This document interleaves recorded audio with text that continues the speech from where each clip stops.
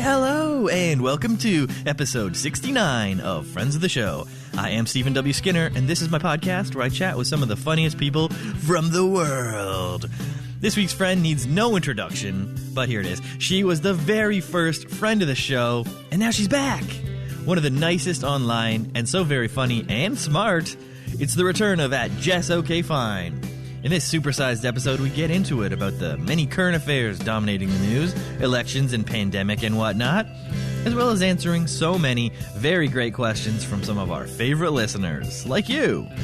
And please stay tuned to the very end for a bonus special announcement from me. And now, listen up to episode, and please enjoy Friends of the Show episode 69 with Jess. Okay, fine. I mean, it's fine once you accept it. It doesn't. There isn't any winning. Nobody wins. Right. There's no way to get it right. So you just get through it. Once you accept that, it's fine. Well, I'm definitely down with the roll with the punches kind of thing. Yeah, that's all you can do. And I mean, it gets easier as time goes on because you just realize like, oh, well, I mean, if none of the things I've done yet have messed everybody up too bad, then I must be okay. Right. It must not be that. My judgment must not be that bad. Yeah, just like a podcast. Exactly. You just keep going, and eventually, it's fine. And then eventually you get to episode 69. I can't believe it. 69. Nice. Nice.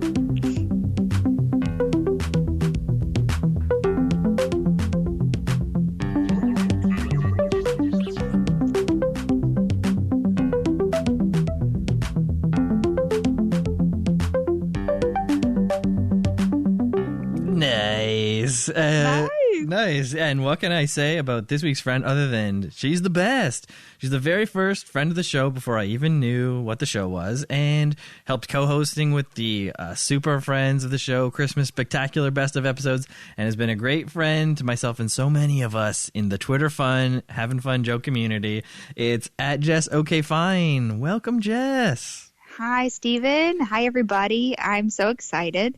I can't believe that we have gotten to do this now 3 times. That is, I'm very honored. This is and the charm to time. Be here. Yeah. Yeah, this is great. Yeah, you're in an exclusive club of return three-peat guests. Exclusive, great company. I believe with Maze.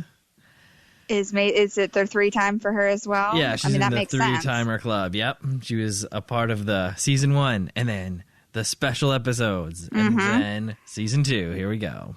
Nice. I love a good return guest. Really get to know the people. I mean, I already know Mace anyways, but it's still nice to get to hear from people later on and catch up. And it's great when everyone else, those listeners out there, get to meet Maze and all the other cool people who've been on the show. Yeah, you've had some pretty killer guests. Present company included, so let's catch up. What have you been up to since that last appear? The world continues to be a fire garbage ball, but and like even more so now, we're in like a serious crisis right now, Jess. The markets have tanked and we're in a global pandemic crisis. Yes. You know what's bad is you said we're in a bad spot, and I was trying to think of what you could mean, and there were too many choices. Yeah. I didn't know what you were referring to. Yeah. No, we're not doing great. Not doing great. Globally. Yeah, at the moment we're having a bit of a I guess it's a crisis, right? Because there's it's a pandemic. I think that's the technical word for it. Global pandemic. Yeah, we got the corona, we got the COVID. Yeah, it's not great. I mean, it's not. It's here, but it's not. How is it doing in Canada? We have some cases, not too many deaths, but definitely. I think we were just in double-digit cases. Haven't really been keeping up on it, the exact numbers who wants too much. To, but, right?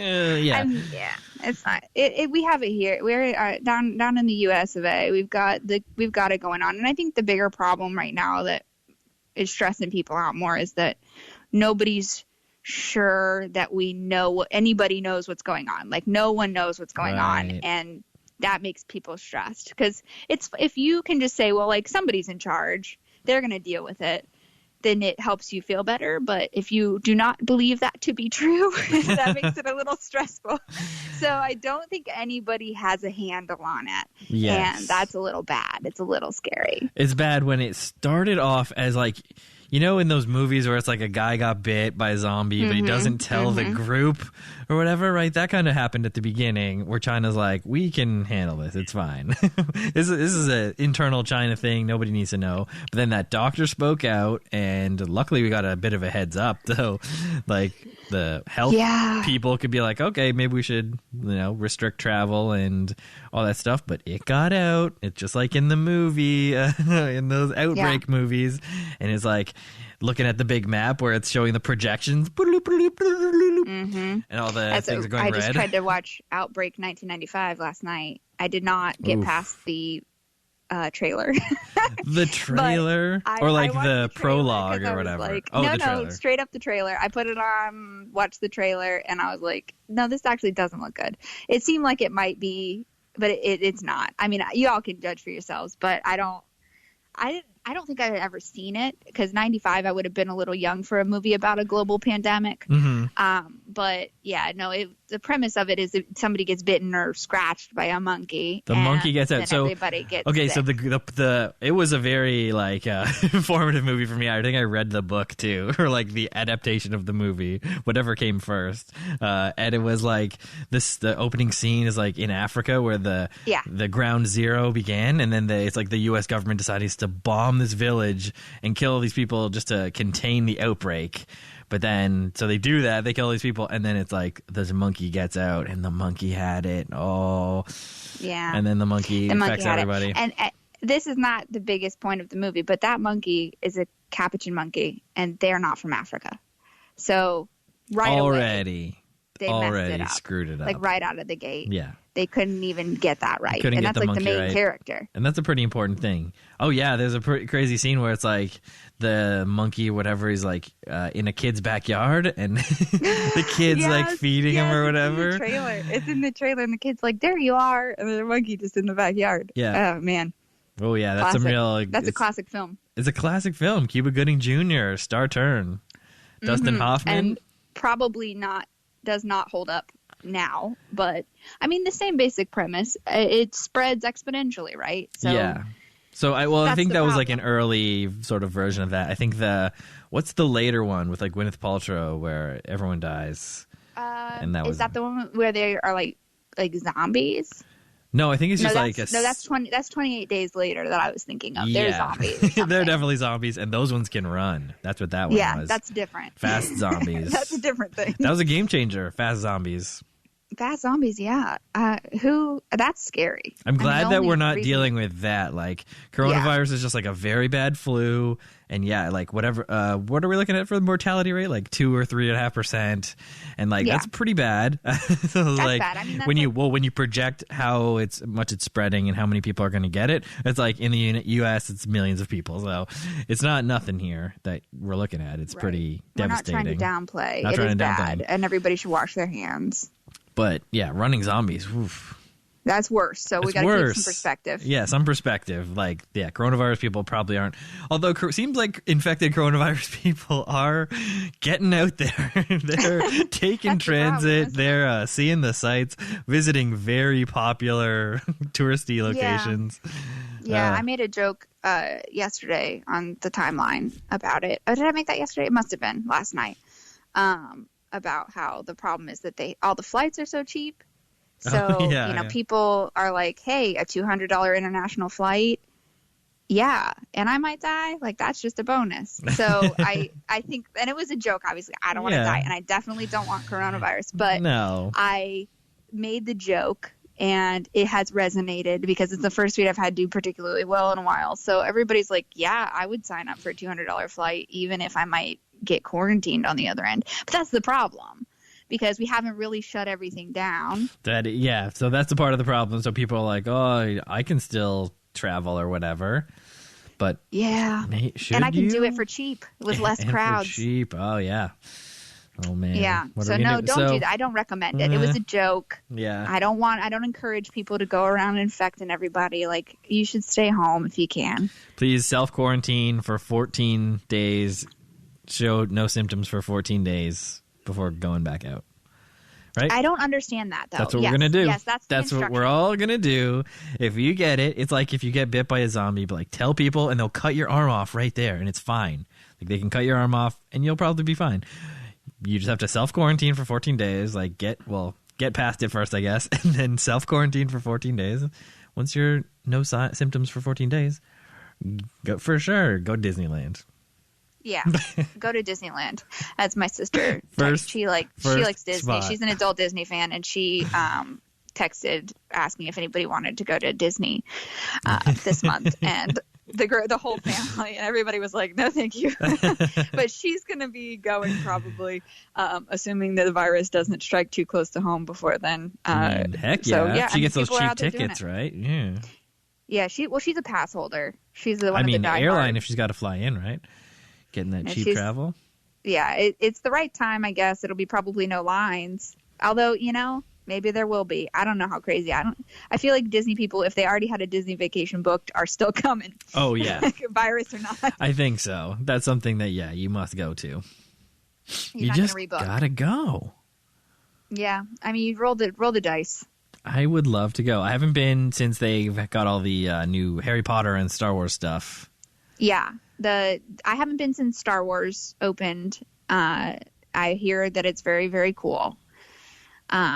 But it is, they keep doing, I've been since they did the Avatar stuff at Animal Kingdom, and that is really neat. I mean, that whole area is really breathtaking. I mean, that's obviously, Disney should with the money that they've got, but they really went above and beyond in that whole area. Haven't heard much about that, but perfect time for the next Avatar movie's coming out soon. The movie's not good. The movie's terrible. But it's like the movie was made specifically to be adapted into like a theme park attraction. And it might have been. I think so. That might be some sort of weird reverse engineering.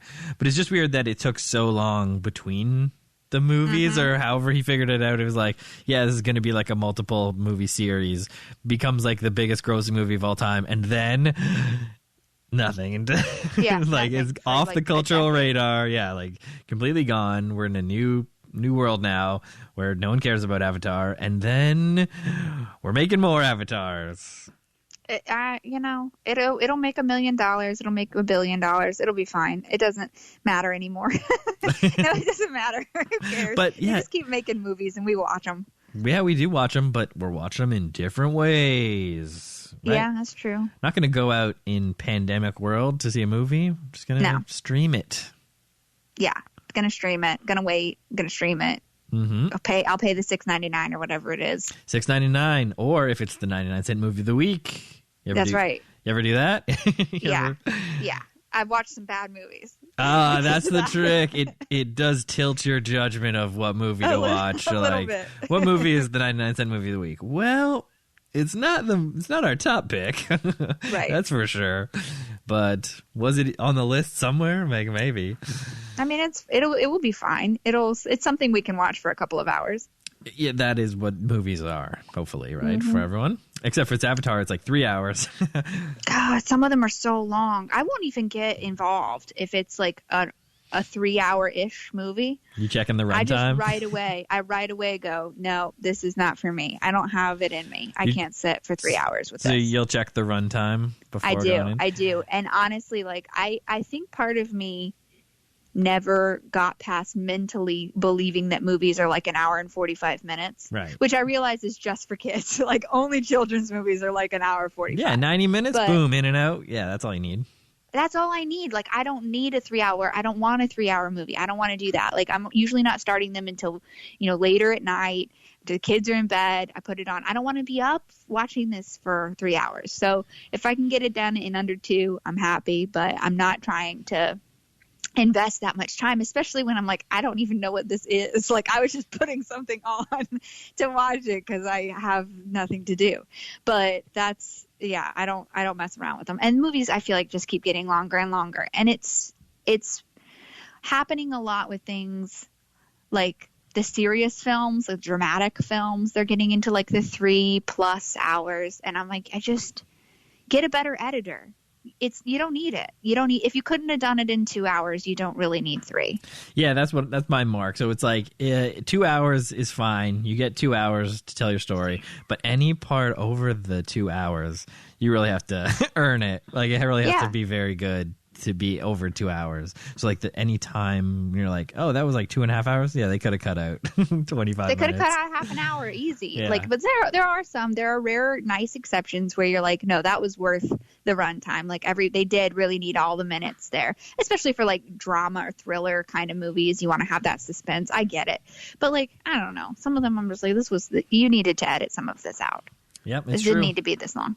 Well, otherwise, if it's that good, make it into a series. Prestige TV now, right? Go to HBO and just friggin' make a cool series. Yeah, watch it in pieces. I can definitely do that. I can definitely 10 episodes. Split it into episodes. Great. I'll sit and watch that. That's fine. Anthological. But committing to sit it and watch it in one bulk 3 hours, no thank you. No. I guess you haven't seen The Irishman. No, and I specifically didn't see The Irishman because it was too long. I can't If you watch think of it as 3 1-hour episodes, if I watched 1 hour of it every day for a few days, it would be fine. That's how I recommend doing it, or at least in 2 installments. That's how we did it. We should have an intermission like we used to do in the old days. There should be like a black screen that comes up in the middle where they're like, this is where you should pause it and save the rest for tomorrow. It is true. There should be some sort of like blackout thing that you can impose on yourself. You're like, once I hit this many minutes, you're like, just throw the curtain down and tell me to. Yeah, because then they can pick. Because like, you don't want me to just pause. I don't know when like the right time is to break this up. I'm not just going to stop in the middle of an important scene and be like, whoops, it's been an hour. Time to turn it off. Yeah, like, they could put the markers where like this. It would be fine if you stopped here. It's like this is an act break. We're thinking up some good ideas here. We should probably get in touch with Hollywood. Somebody get them on the phone. Start our own streaming service. All they need is a little flag on the thing, or if you maybe when you start the thing it could say, how would you like to enjoy this? How tired are you? All at once or in pieces, and you can pick and you can watch it in pieces, and then you don't have to do that because I just can't. I won't even start them. I did not watch The Irishman. I heard it was very good. I won't do it because it's too long and I get tired. I can't make it through. I will fall asleep. Oh yeah, that's tough. When you find yourself falling asleep in a movie, like I think I've fallen asleep like in a physical movie theater like a handful of times, maybe 2 or 3 times, but if you're watching it in your own home, home in bed, that rate skyrockets. Definitely gonna fall asleep, and I can't. I definitely don't enjoy movies as much even if I'm not asleep, if I'm very tired, I just am much more critical and not enjoying it. And I'm much more like, this wasn't worth my time. Where probably if I had watched it when I wasn't falling asleep, I might have enjoyed it. Yeah. But I just can't. It makes me a lot harsher a judge. So try not to do it. Well, it definitely depends on your state of mind when you're watching a movie as to how much you'll enjoy it. Mm-hmm. So what was the last movie that you liked that you could recommend to the folks out there? Let's see. I watched Knives Out just yesterday or the day before and did enjoy it. I thought it was good. Those like mystery type movie shows, I usually figure them out. And that was not like a brag. I don't like it. It bothers me because like if I think I know the ending and then it happens, I get really frustrated. Yeah. I don't want to have gotten it right. Mm-hmm. So you're like, do better, writer. Yeah. I mean, it just was too, like, you did too much. You did too many clues. I got it. Yes. Too many clues, or like too many winks to the audience. Like, I guess like when they want you to get it, it's one thing, right? So usually the author or the writer or whatever will have a point where he sort of wants the audience to get it. But there's other like Easter eggs where if you're really in on it, you can pick it up sort of earlier on. But there's one spot usually where they're like, haha, the reveal. But if you're way ahead of them, you get it on the first Easter egg. It's not much of a reveal. And if there's other twist, like you're just like, indeed. Yeah, you're like, I know. A normal tale told again. But Knives Out was not like that. I thought it did. I'm not going to say anything about it. I don't want to spoil it for anybody. But I thought that it was good. I did not solve it. And it was different than I expected. And I thought that it was enjoyable. It was a good little, and I think that kind of thing. So it's like have you seen it? No, we were supposed to see it, but we were too tired to do it. Oh yeah. We were going to watch it yesterday, but no. Okay. Well, the basic premise. So it's like a murder mystery. It's your classic, like, who did it? Who murdered the person? bunch of people in a place. It has to be one of these people. A closed box murder. So it's a pretty traditional setup. But I think we don't see it because even though that's like a classic thing, that's a classic format, a classic movie trope. It's not something we have seen very much of lately. So it's actually kind of refreshing to watch something like that.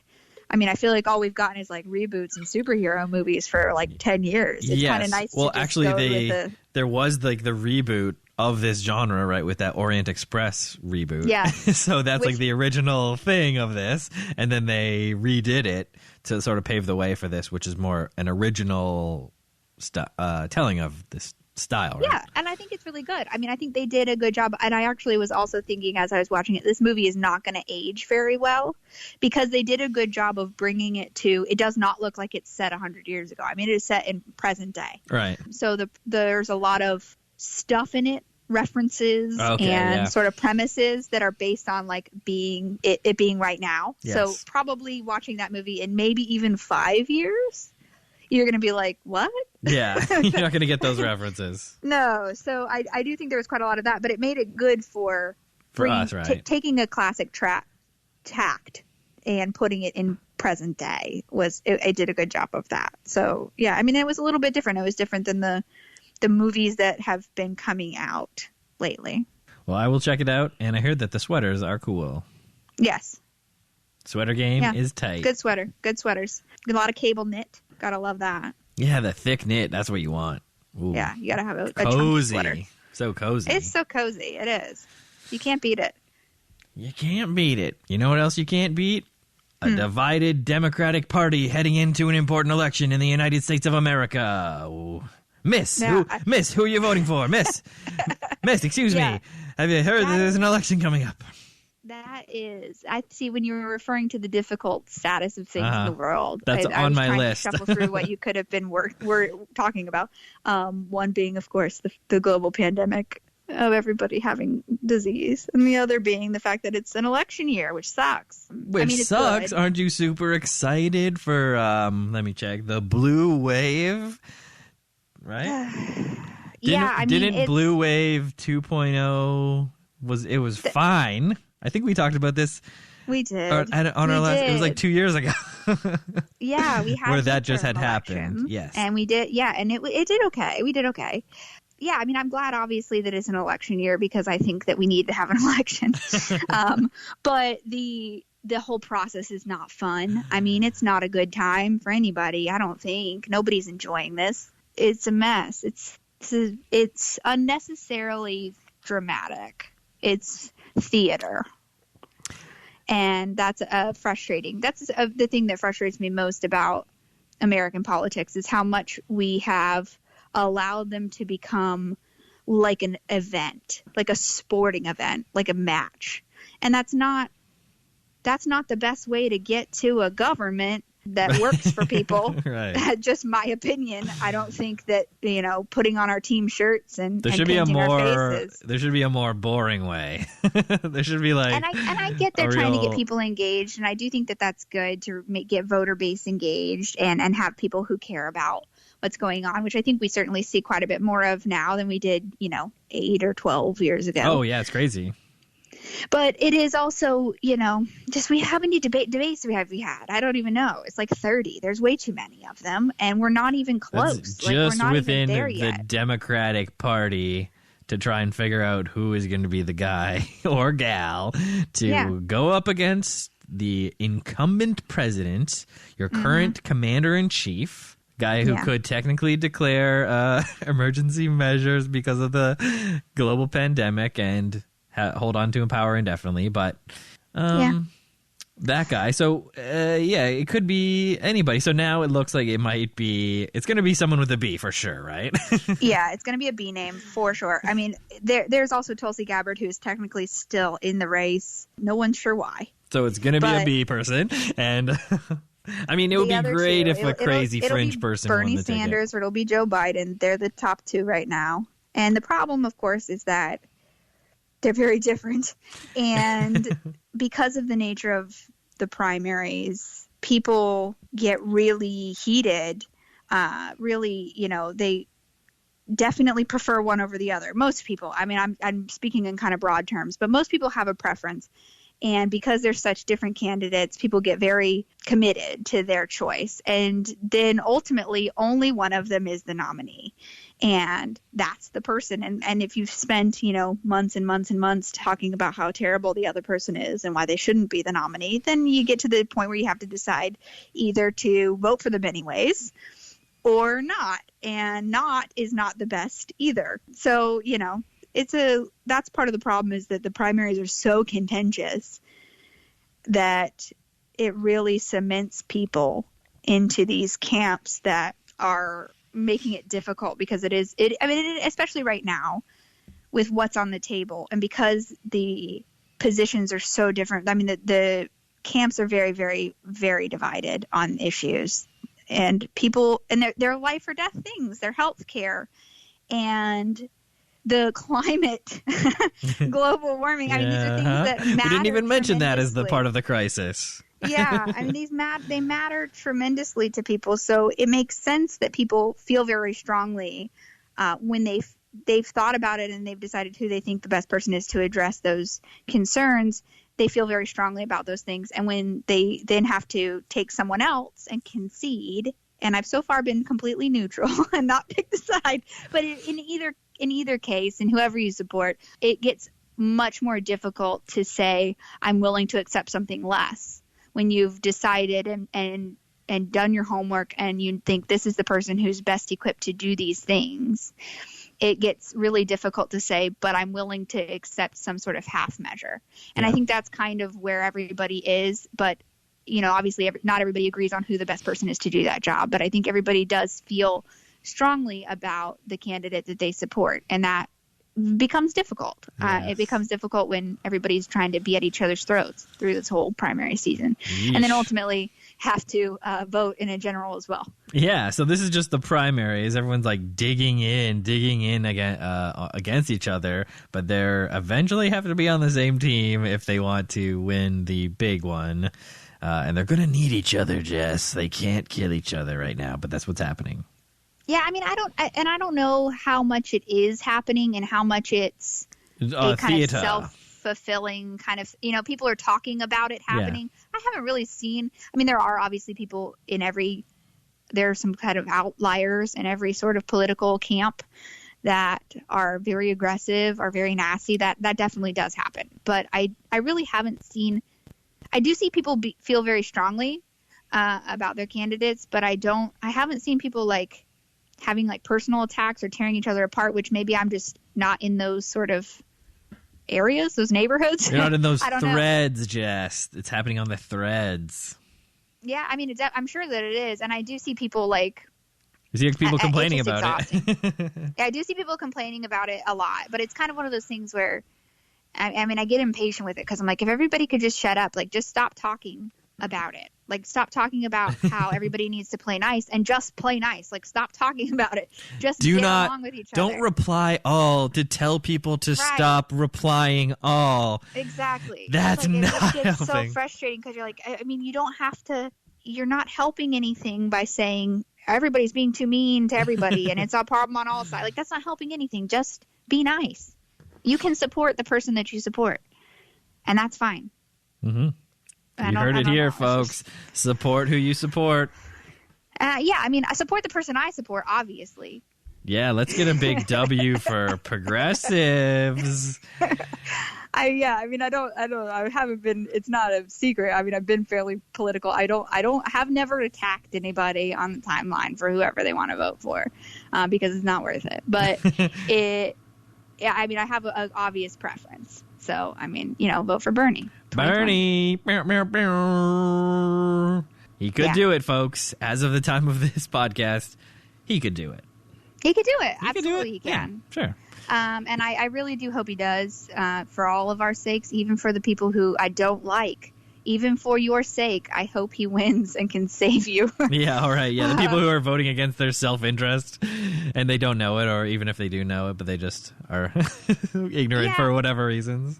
Yeah, Yeah, I mean, I think that is some level of it, and I think a lot of people are not as swallowed up in the politics all the time as people who are heavily online are. Right. You know, we are in kind of an echo chamber. It's true, yeah. Like only a small percentage of people are on Twitter.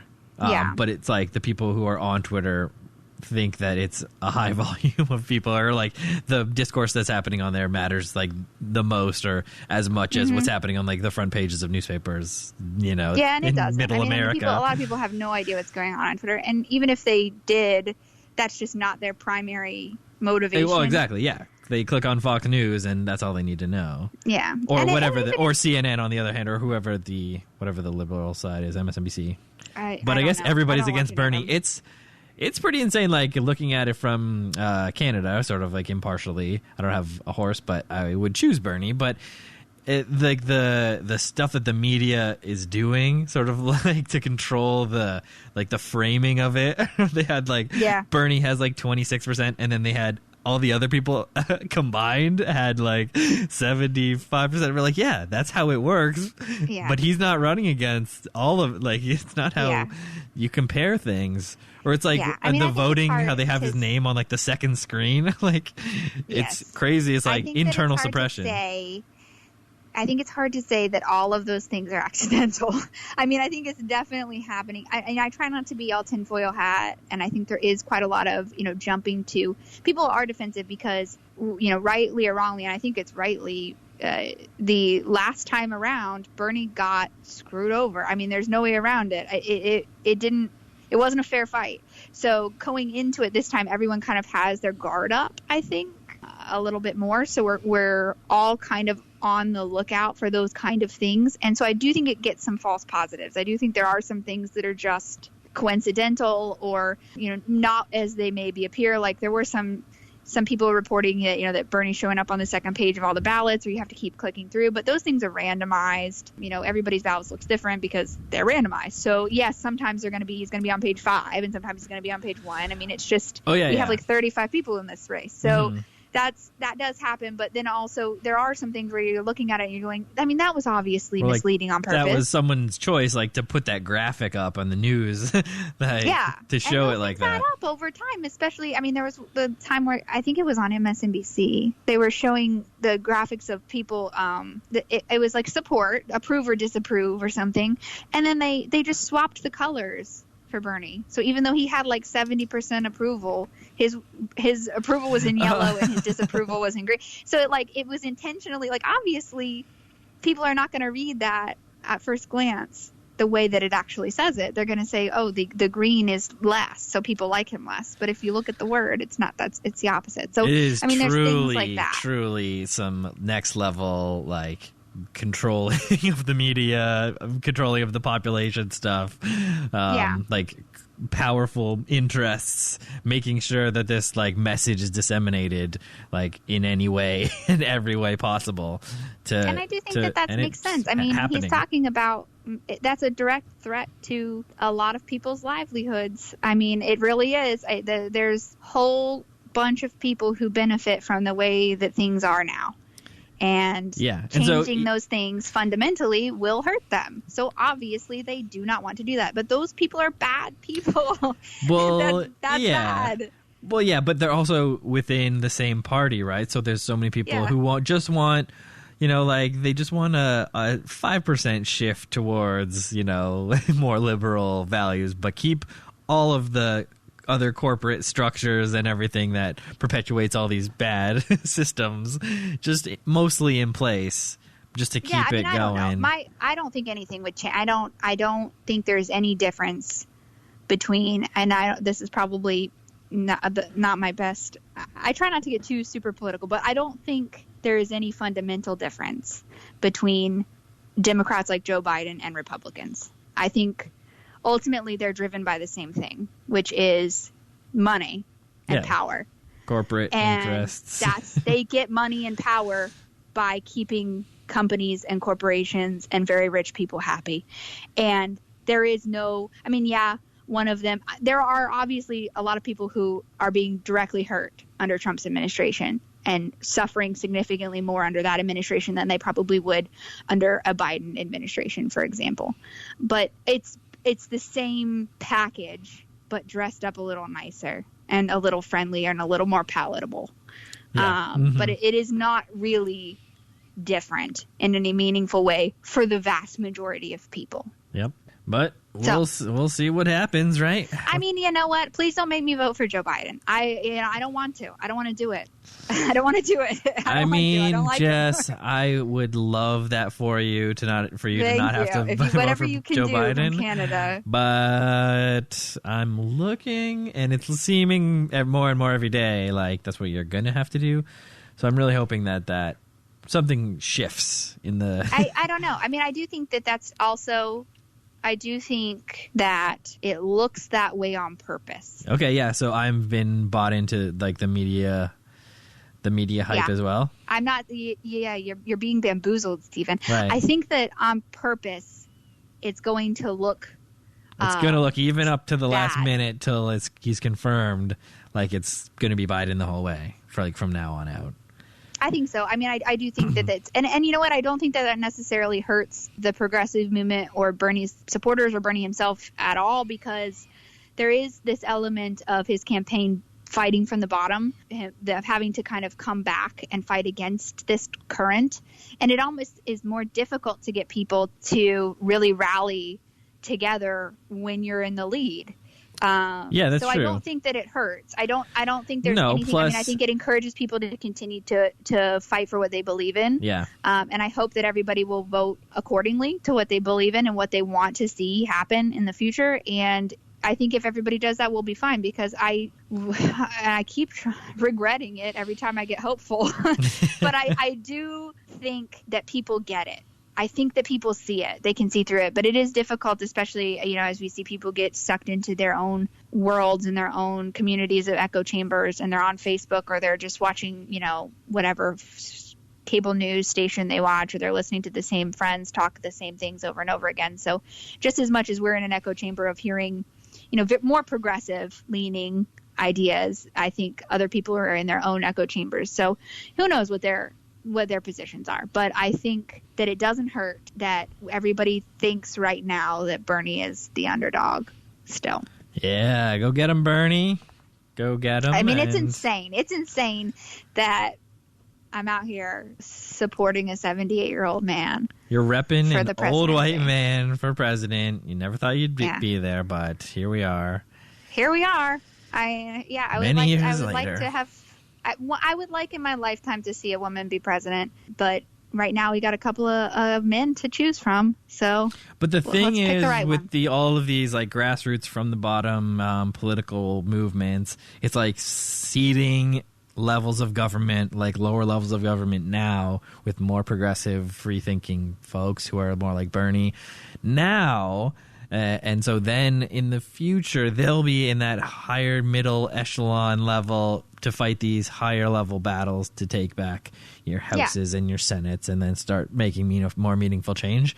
It is a long-term process, but I think the whole, like the Bernie movement, as like the way that it's energized the base, or like the people who I see who are Bernie fans, like texting everybody for them and getting excited about their political guy is, I think it's important. So then when those people grow up a little bit more, then maybe something could really happen.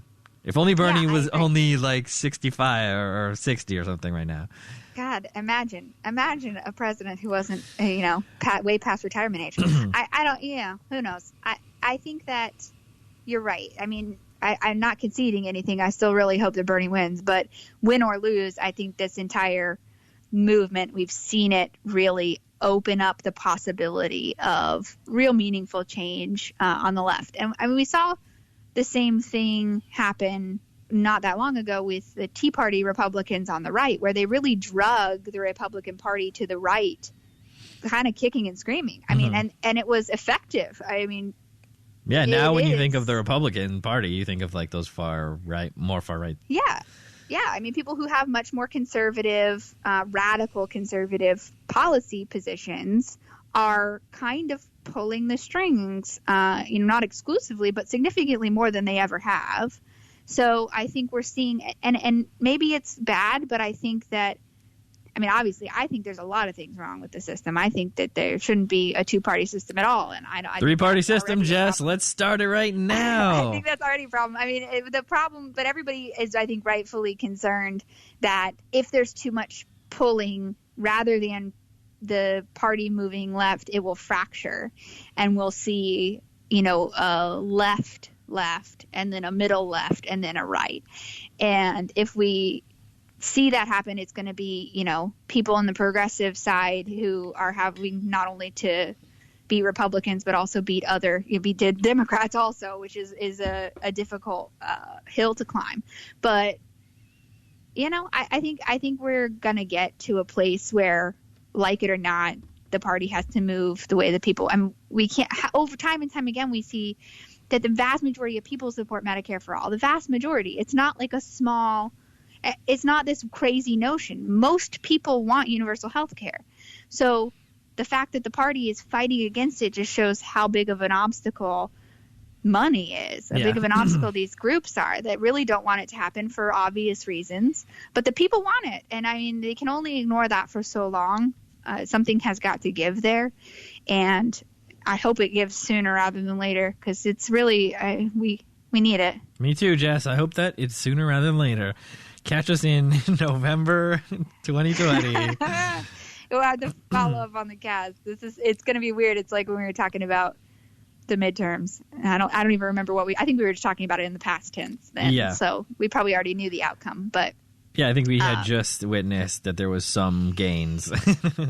Yeah, there was some good then, and we'll see good this time around too. I'm sure of it. And even in down ballot races, we're going to see an upheaval, I think, because it's just people want they want the change, and we'll get it where we can. People want it. We'll get it where we can. All right.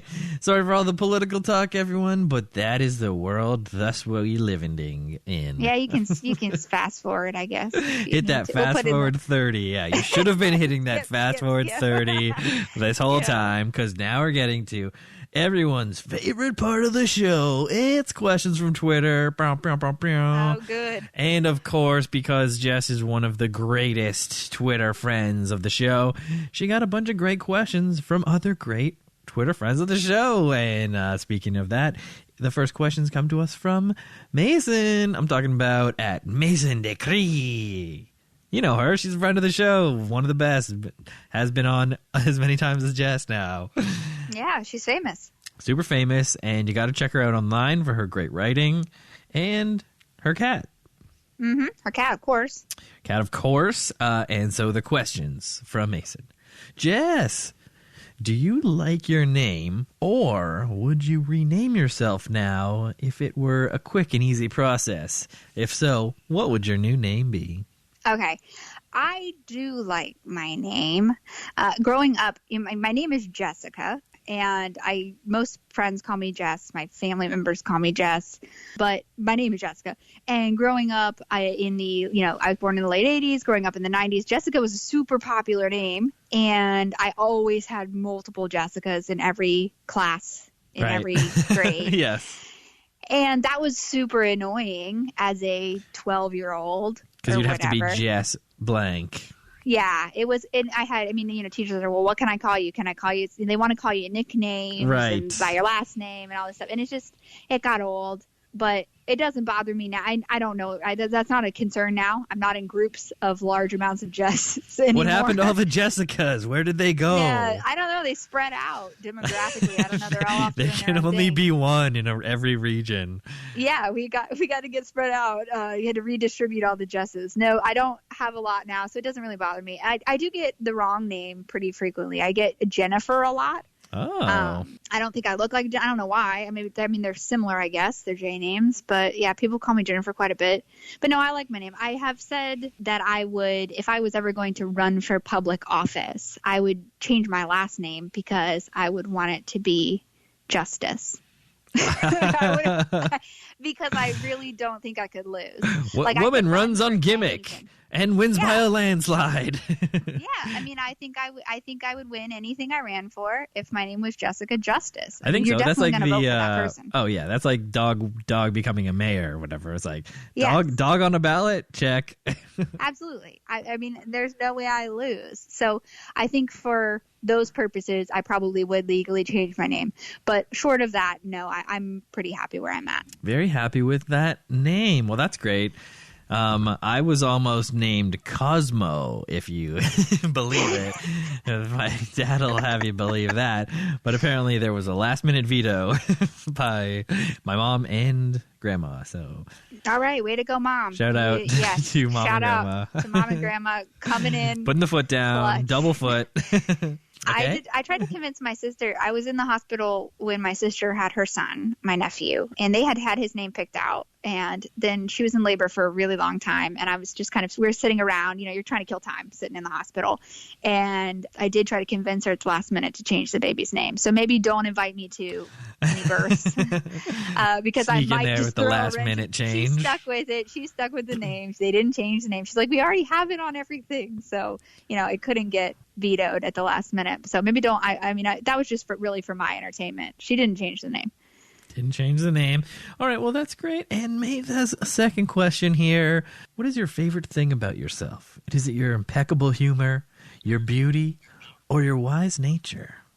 Oh. Aw, that's nice. I don't.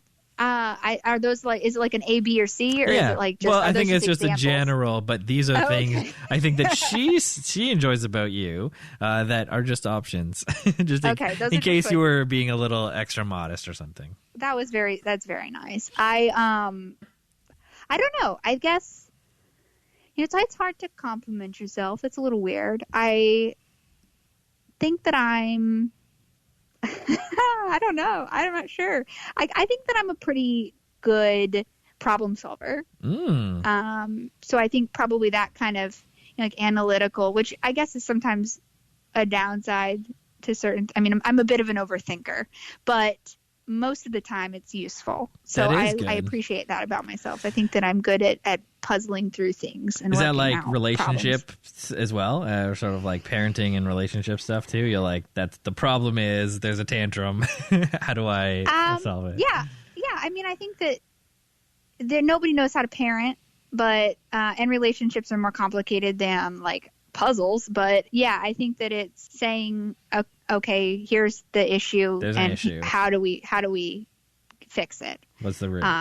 And I think in relationships that's good. It's I don't know if I think it was probably some advice I had heard or read or gotten a long time ago, but it's just the idea of when there's something that comes up in a relationship, addressing it as a unit, as say this is the concern or the problem. What are we going to do about it, instead of it becoming a me versus you. You do this and I think it's wrong, or this upset me and it's your fault. Right.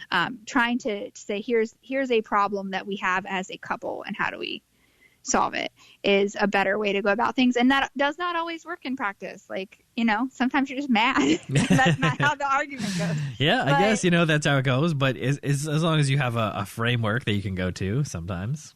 Yeah, it's nice. It's a nice little thought exercise where you can kind of back up from it and go, but I'm not much of a fight. I don't argue too much about stuff. I mean, I argue about the stuff that doesn't matter quite a lot. I argue about stuff that is irrelevant, like how dishwashers should be loaded, or that kind of stuff that doesn't really matter, but it's. Can I put a bowl up in the top part? No, what? You can't do that. I can't put just like one or two bowls in like the glasses part at the top. I mean, I guess if you have to, if the bottom is full, okay, it's a different thing. Yeah, no, the last argument that my husband and I got into, I mean, it's not even an argument. It was just me saying, don't do this, and him saying it doesn't matter. And I'm saying, yes, it does. Which was that the dishwasher wasn't full when he ran it. And, come on. And his opinion was that it was, and three quarters is was fine. That it was not.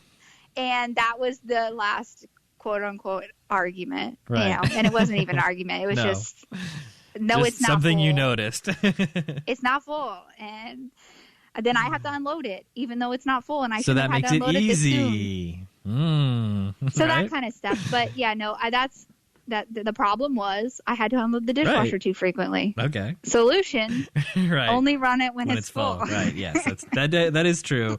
You have to empty it more frequently when you run it on. But it's that kind of stuff. It's not. I mean, if those are the arguments, then things are going okay. Yeah. So thank you very much, Mace, for that great question. And you should go check her out online at Mason Dickery and check out her writing and listen to her episodes because it's very fun. All right. Next question comes to us from Mads at What Madness. And she says, I can't wait to hear this. And the questions are... That was a spot-on impression. What is your favorite flavor of ice cream? Okay. Let's see. I don't know that I have like a consistent favorite. I definitely have seen a change in my taste as I've gotten older, because even into like maybe college age, I would always go for like very chocolate, like double chocolate with brownie chunks kind of thing. Yeah. Now I tend more toward something that has, I don't know if it's even, I mean, they're still very sweet, but something that has a little more balance. So maybe like a caramel or a coffee kind of a thing, like a different sort of flavor profile other than just sweet on sweet. Okay. So yeah, probably I like toffee pieces, like crunch in ice cream. So like a texture. You'll need something as a texture. Thing. Like a big Cold Stone person, like a lot of mix-ins. Mix-ins are good. I don't like Cold Stone. I don't like paying $7 for ice cream. Well, for sure, but the mix-ins is what I was getting. Yeah, no, That's what I they're do known definitely for. like the idea. The concept of putting like crunchy bits in your ice stuff. cream to order is very good. Yes.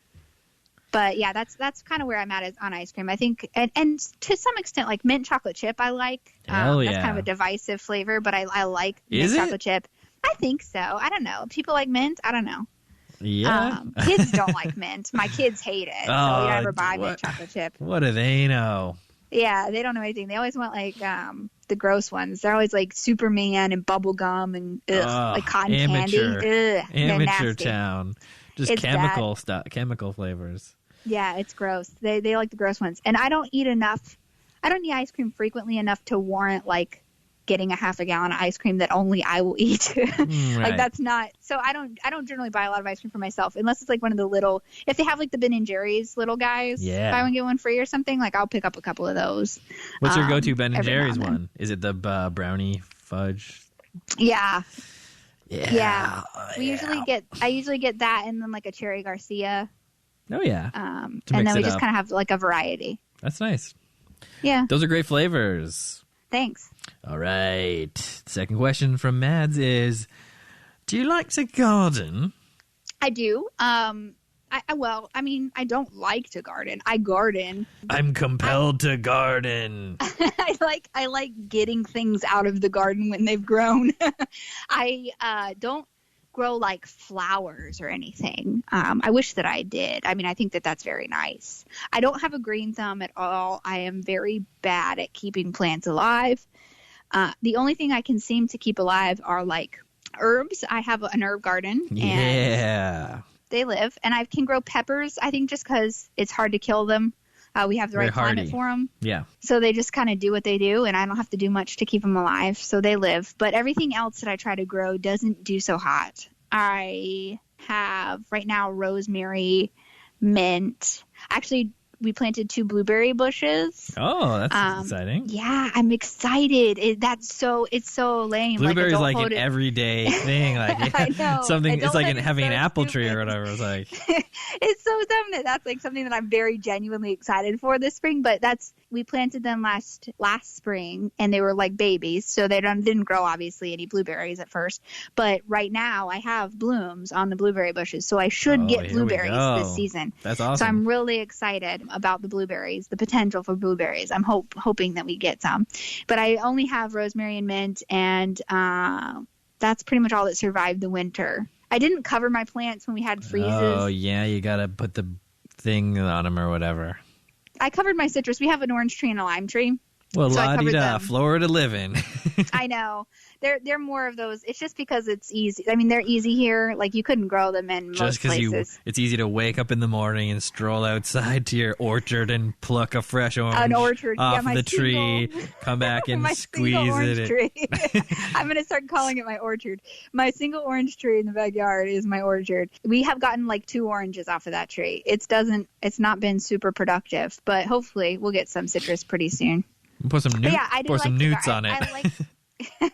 I like the garden. I like having the garden, and I do like the concept of gardening, but in practice, I don't commit to doing it frequently enough to actually keep a whole lot of things alive. And I have never been able to keep anything alive in my house, like house plants. Oh, yeah. Nope. Yeah. No way. That's tough. I've tried so many times. They always die. My mom grows succulents. I don't even know if grow is the right word. They like propagate. You just pull a little piece off and stick them in dirt, and they'll grow a whole other succulent. Yeah. So she does that like pretty frequently. She's got a whole bunch of them. And not every time I see her, but often when I see her, she gives me a succulent. She's like, oh, here, take this. I have a bunch of them. And it dies within I'm like, Mom, stop giving me these. I kill them every time. I feel so guilty. Like, I'm not a safe home for this succulent. I don't know how to take care of it. Those are great. You know what we should do? You should take it to your desk at work. Those are great for your desk at work. Do they serve? I mean, I don't. Well, you have to water them, but that's the only. I guess there has to be a certain amount of light. But I'm sure you have a window. I do. I have a window. The problem is that I either completely ignore plants or I smother them. Like, I get so worried that I'm going to ignore them too much that I'm overwatering them, and then they die. I don't. Yeah. They just stress me out. It's more stress than I need in my life. So I like the ones that I can put out in the yard, and then I just go out there and water them at night, and that's it. Great. And Matt has another final question, but you already answered it. It was, what is your favorite thing about yourself? How I load the dishwasher. It's the dishwasher skills. You got to know the exact amount of things to put into before you start it. All right. Thank you so much. And everyone go check her out at What Madness with 2 Ds. And the next question comes to us from friend of the show, Will. It's at Upside Down Trash. Would you believe it? Old school friend of the show coming out the woodwork for Jess. This guy. Should we talk about Doom Dome? Bum, bum, bum. Sure, let's talk about it. Oh, gosh. What a mess that is. He got mad at me because I told him it was this is before the Doom Dome was like up and running. When he just did that initial, I'll put anybody in the DM room, just message me. I said, this is a terrible idea. And he got mad at me because apparently that's how he and I first interacted, was in a random thrown together DM room, which I did not recall. Oh, wow. So he was offended that I would say it never works out. I did not remember. I thought that I had known him outside of that was context. Your own friendship origin story. Apparently that was our origin story. So he got personally offended that I would say that's a terrible idea and it's not going to work. But must have been over half a decade ago or something, right? Yes. Yeah. It would have been, let's see, maybe 6 years. Yeah. 6-7 years ago. Yeah. It's a long time. It's especially in online time. In internet time, that's like 3 lifetimes of internet time. It would have been a long, long time ago. It was back when there were limits to how many people you could put in a DM room. It was kind of at like the beginning of. Back when there were limits to how many characters you could put in a tweet. Yes. No, it was like, do you remember when they went from, you could only DM one person at first. Whoa. And then they switched to being able to have an actual room. Right. And that was about the time probably that he and I were in the room together. So it would have been, I don't know, I'm sure that would be easy information to find, but probably 2014, 15, something like that. Search it out. Yep, half a decade ago. Okay, so we're talking about Will. He created this Wild West of a room, of a DM room, and he posted a tweet. It's like, anybody, if you want to get added, just reply. And then he added all the people, I guess, who replied. and it's a and crazy. He's still doing it. He's still adding. Right, he's still adding because the room demands blood. So that means people leave the room or they are forcefully ejected from the room, and the room craves blood. And then someone new is added, fresh blood. But then, so there's some turnover. But he did this tournament where people were divided into teams and they created monsters to like battle royale against each other in like D&D style matchups, I guess. I don't know. Yep. It was pretty fun. That's a pretty good description of it. I mean, it's still ongoing, and the only reason I know that is because my monster has not yet been slain. Right. I don't know when the next battle is coming. So your monster was a clown. Yeah, a clown robot. A wet clown robot. A wet clown robot. Sounds good. Yes. Our monster was a nuclear atomic baby, like a toddler, and we were defeated easily. Who defeated you? The Garfield? Garfield monster defeated us. And Garfield's in the battle against. So what happened was our robot clown was against a wasp that can control time, and then there was a series of mix-ups, and then Will, because he does whatever he feels like, destroyed everyone and killed all the monsters. Then said, now we're on the same team as the wasp, and we have to make a monster that is a combination of our two. And meanwhile, Garfield and I can't remember who the other one is. Is it the dragon? I think it might be the dragon.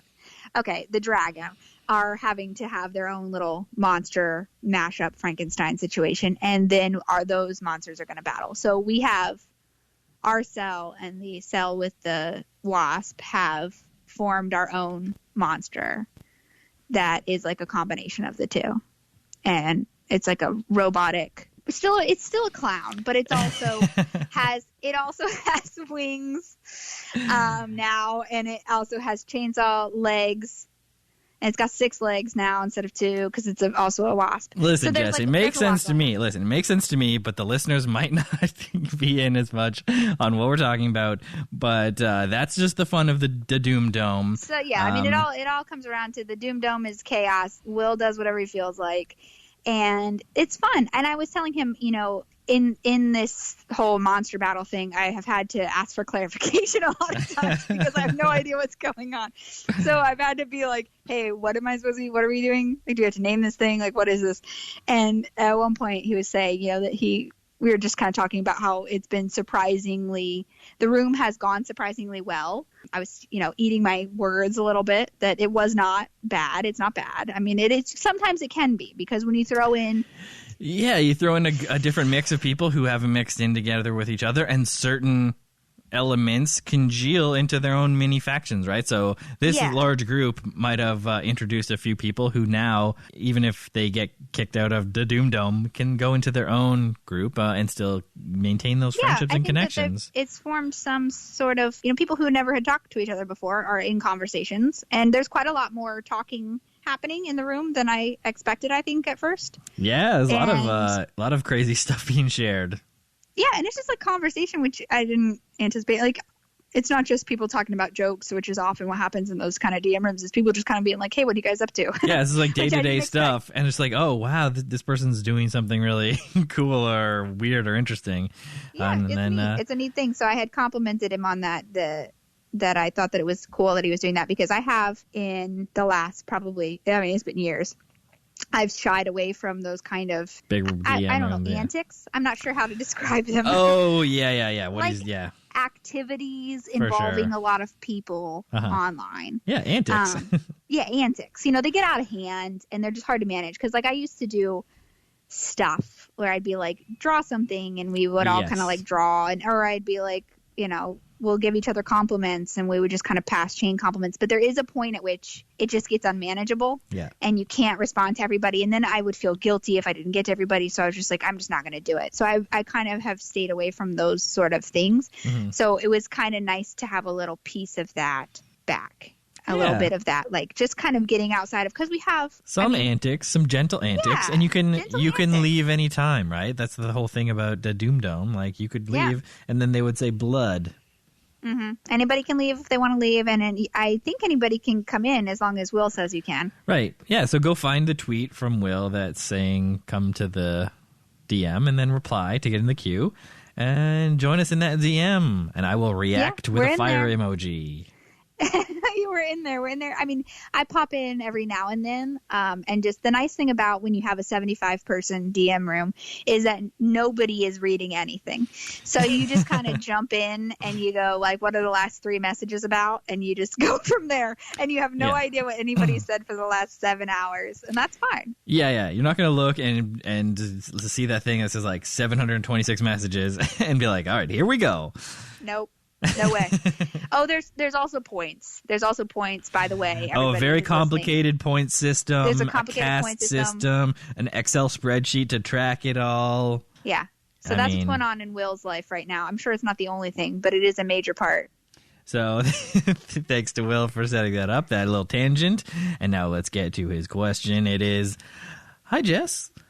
Long-time razzer, first-time caller. Question for you. How do you continue to deny thousands of scientists that back my fact-based theory that cows are boob horses? Yeah. It's because cows are not just boob horses. That's why. Uh-oh. They're not. And how do you know this? You some sort of cow fact scientist? Yeah. I'm like the leading voice for cow facts online. I guess that is one of the true. Only ones. And we can check this out. It's at Cowfax. Was it? Yeah, it's Cowfax TM. Oh, Cowfax TM on Twitter. Yeah, that's I run that account. I do it okay. If y'all follow this account because you've heard this, I am sorry because I just don't check in as often as I should. So if you follow, I will follow you back unless there's some obvious reason that I shouldn't. I will follow you back. But it takes me a minute, so like don't give up right away because I don't check that account every day. It'll happen, but maybe not today, maybe not tomorrow. Yeah, I don't do it every day, but I do try to check in, every so often. And like people will, it's kind of fun because followers on my actual account, my main account, will tag me in cow related stuff so just that I can content share it. For the grist mill. Yeah. So they will share it. Either they'll share it with my Just Okay Fine account, or they will send it to the Cowfax TM account.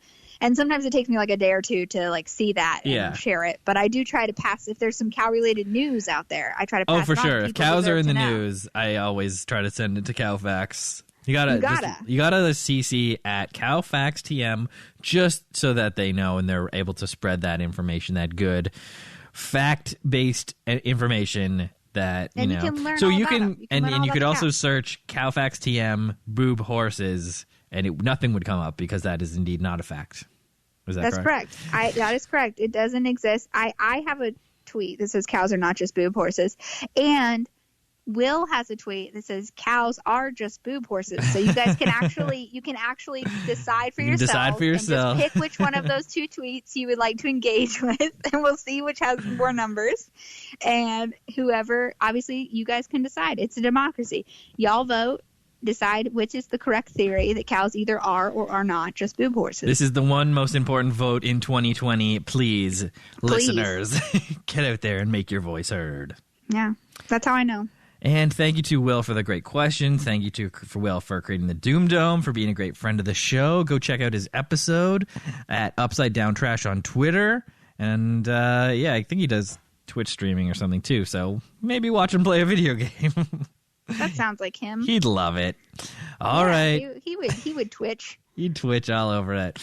So thank you, Will. And the next question comes to us from, oh my, what's that in the sky? A twinkling star.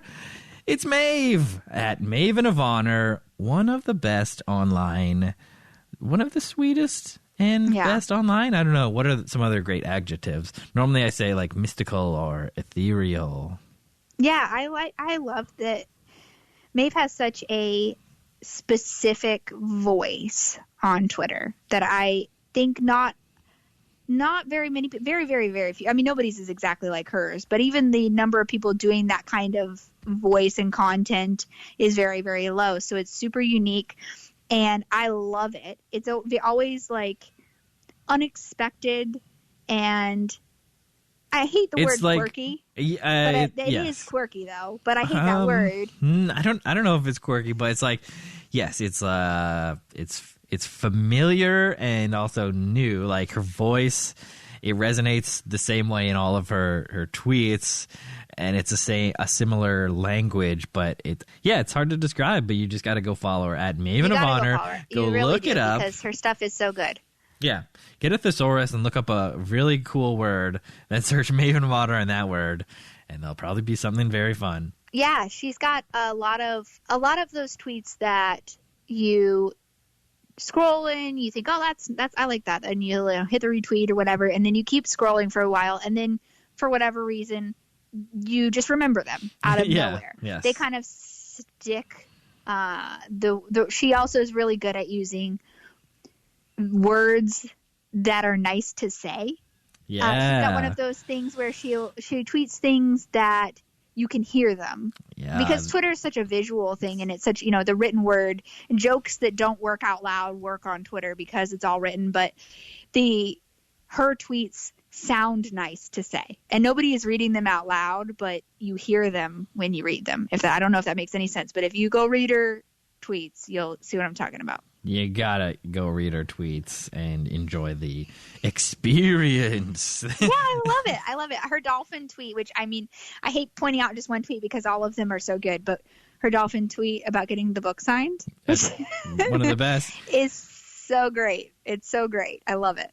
And that book too, like our friends in the sea or something it's called. I know. So good.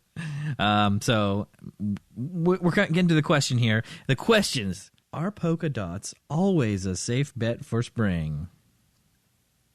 Yeah, I think so. Yeah. I can't imagine a time when they would not be a safe bet. Lock it in every spring. Every spring. What are your favorite? What would be your favorite colors if you went with a itsy bitsy teeny weeny polka dot bikini? Yellow's the classic, but you do want to mix it up sometimes. Mm-hmm. So what would be your backup if you had an A and a B? For the spring, I think you got to go with like a turquoise. Ooh. Go oceanic. Yes. It would probably match an accent that you could wear. Yeah, for sure. All right. We got a follow-up. On a beach, would you rather pick up shells or use a metal detector? I'd rather pick up shells. I've never used a metal detector. It does seem fun, though. It does seem fun, but it also seems like there'd be a lot of work for nothing. Like you're digging up a lot of things. It's like an old can or something. Yeah, you're finding a lot of like bottle caps. Another bottle cap. I don't know about that. I've never used one. It does seem like it would be an interesting thing to try, but I do pick up seashells when I go to the beach, and I don't know why. I don't know what I'm going to do with them. Like I always just am picking them up because they look cool. And then you go home and you have a pocket full of seashells. I have a bunch of seashells. Yeah, and the corresponding my daughter sand. Takes seashells from the beach, and we, if we get a lot of them, like if we are at the beach for more than an hour or something, if we're there for like a beach vacation for a day or two, we will get a bunch of them and then bring them home and bleach them and clean them, and then we have a bunch of clean seashells. And so far have never my daughter has a bunch in her room. She keeps in a box. She also collects rocks though, so she's got a whole collection. But put it next to the rocks box. Yeah, she's got a rocks box and she's got a shells box, and she brings them out every once in a while and just kind of goes through them. She just likes having them. They're her treasures, and that's fine. But my personal preference, I will use them like in the garden or in garden beds. So I have some seashells that are in my garden beds that are just kind of like, I use them like you would a rock. I like it. Yeah. Decorative. Yeah. Yeah. So I do have seashells and I will pick them up. I try not to get too many because I don't have a whole lot of places to put seashells, but I do pick them up when I go to the beach. That would be what I would do over a metal detector, but I would like to try metal detecting at least once. Yeah. You can go rent one. You got to get the good one that goes deep. Yeah, I don't know what I would be looking for, but maybe you find something cool. Never know. Who knows? All right, and the final question from Maeve is, what's all that plankton out there really up to? Yeah, I don't know. I think that plankton, I'm not a plankton scientist, But I think that, and I don't have plankton facts TM. This isn't plankton facts. Sure. No, I don't. So nobody. That's still available. I'm checking. It's still available, guys. Oh, good. Somebody go get that. I don't think that plankton is like a specific organism. I think it's more like a classification for a lot of different things that just kind of float around in the water. There's so many different ones that they're just like, whatever. Just call it plankton. That's what I think is kind of funny because, I mean, the scientists just were like, who cares? They're like, they live in the ocean. Who's ever going to go out there to see what exactly it's made up of? Just fucking call it plankton. They didn't bother. They just said, whatever, if it's small and it's just kind of out there, we're going to just call it plankton. Like, guess what? It's going to be small. It's going to have a bunch of legs. It's going to be wiggling. Fucking, it's plankton. It's plankton. That's it. And things eat it. And I think that's pretty much what makes it a plankton. So I'm not sure what they're doing out there other than just floating about and getting eaten. But we obviously have not looked into it sufficiently because the scientists just stopped. They just stopped when they got to a certain size, and they just said, the rest of this is plankton. So we need to figure out what's going on. What made those scientists so lazy? I don't know. Maybe we have the time. It's a big conspiracy at the bottom of the ocean. I guess maybe because it's out in the ocean, and that is like a pain. It is a pain to go out there. But I mean, is it really though? Like, could you just get like a big cup of water and bring it back to the lab? Yeah, I guess, I don't know. That's why there should be more plankton scientists. I think that's what we figured out. Yeah. That's the answer to Maeve's question. We need more scientists to get on this. The jury's still out. We need more plankton scientists. So thank you very much, Maeve. Everyone go check out her tweets at Maven of Honor on Twitter. Oh, what is it? Scroll. Oh, I have another question here. It's from friend of the show, Hoppers. Coming all the way from down under. Frog Avalanche. At Frog Avalanche, he's asking the questions, and the question is, if you could visit Australia, where would you like to go first or most? I lost it there at the end, but you heard what I said, right? I got it, yeah. I thought it was great. I would like to go to Australia a lot. I think I would like to go to Sydney for the obvious reasons. Opera I think House. that's like the iconic, that's the iconic. I think that's for practical reasons where I would go first because you got to get in, yes. And that's big the airport. Easiest. Yeah, I'm gonna fly in the airport in Sydney, but I would love to just be able to drive around. I think that would be really awesome. There's so many diverse areas of Australia, and also because I'm on the other side of the world, if I made it all the way over there, I would like to get enough bang for my buck. I want to see all of it. Yeah, that's true. It's a big place, but a lot of it is uninhabitable. I mean, I don't want to spend like a bunch of days out in the deserts. No, thank you. What? The dry land. You're not going to drive across from Sydney to the other side? I would see the outback. Yeah, I would want to see it a little bit, but I'm not particularly. I mean, there's a lot of things that can kill you in Australia. Terrifying. It's terrifying. Just the prospect of that, driving across the outback or whatever. In fact, I believe on Hopper's episode, which you could go listen to right now, he tells a wild story about breaking down in the middle of the outback and how did he survive that one. That's gotta go listen to find out. Yeah, insane, truly insane stuff. Only a real Aussie could have survived that one. Yeah, I don't think I'd make it. I don't know. I mean, more power to them. They're out there, the Australians. They're making it work. They're truly survivors. Yes, but it is a very different experience to hang out in the outback than to hang out in Sydney. So I would like to see both, but I think I'd probably spend a little more time in Sydney. Sydney's got great, I mean, restaurants, coffee shops. I mean, I would love to be able to spend a good amount of time there. That's great. All right. And what a sweet question this is. He says, how exactly perfect is Steven's voice, though? What? That's a very nice question. That was a nice little compliment question. Yeah, I don't normally get the compliment questions, but Thank you, Hoppers, for that. That was very nice. And it's true. You got the radio voice, the podcast voice. Well, thank you. I do appreciate that. And to everyone else who has complimented my voice, that I really do appreciate that. Whenever someone says that they like the sound of my voice, it's very startling because no one likes the sound of their own voices, from what I gather. Right. And I'm no exception. So to hear that it's not completely grating as it is to me when I listen to the episodes is very pleasing to me. Do you hate it when you listen back? I'm used to it now, but at the very beginning, when I had to listen to myself, especially when I had a lot more ums and uhs and vocal crutches, like at the beginning of the series of podcasts, it was a lot worse. But now I'm sort of have logged enough hours that it's okay now. You don't mind as much. Yeah, I don't know. I think everybody does hate their voice a little bit, or I think it's just more that it catches you kind of off guard. It's different from what you hear, in your own internal monologue.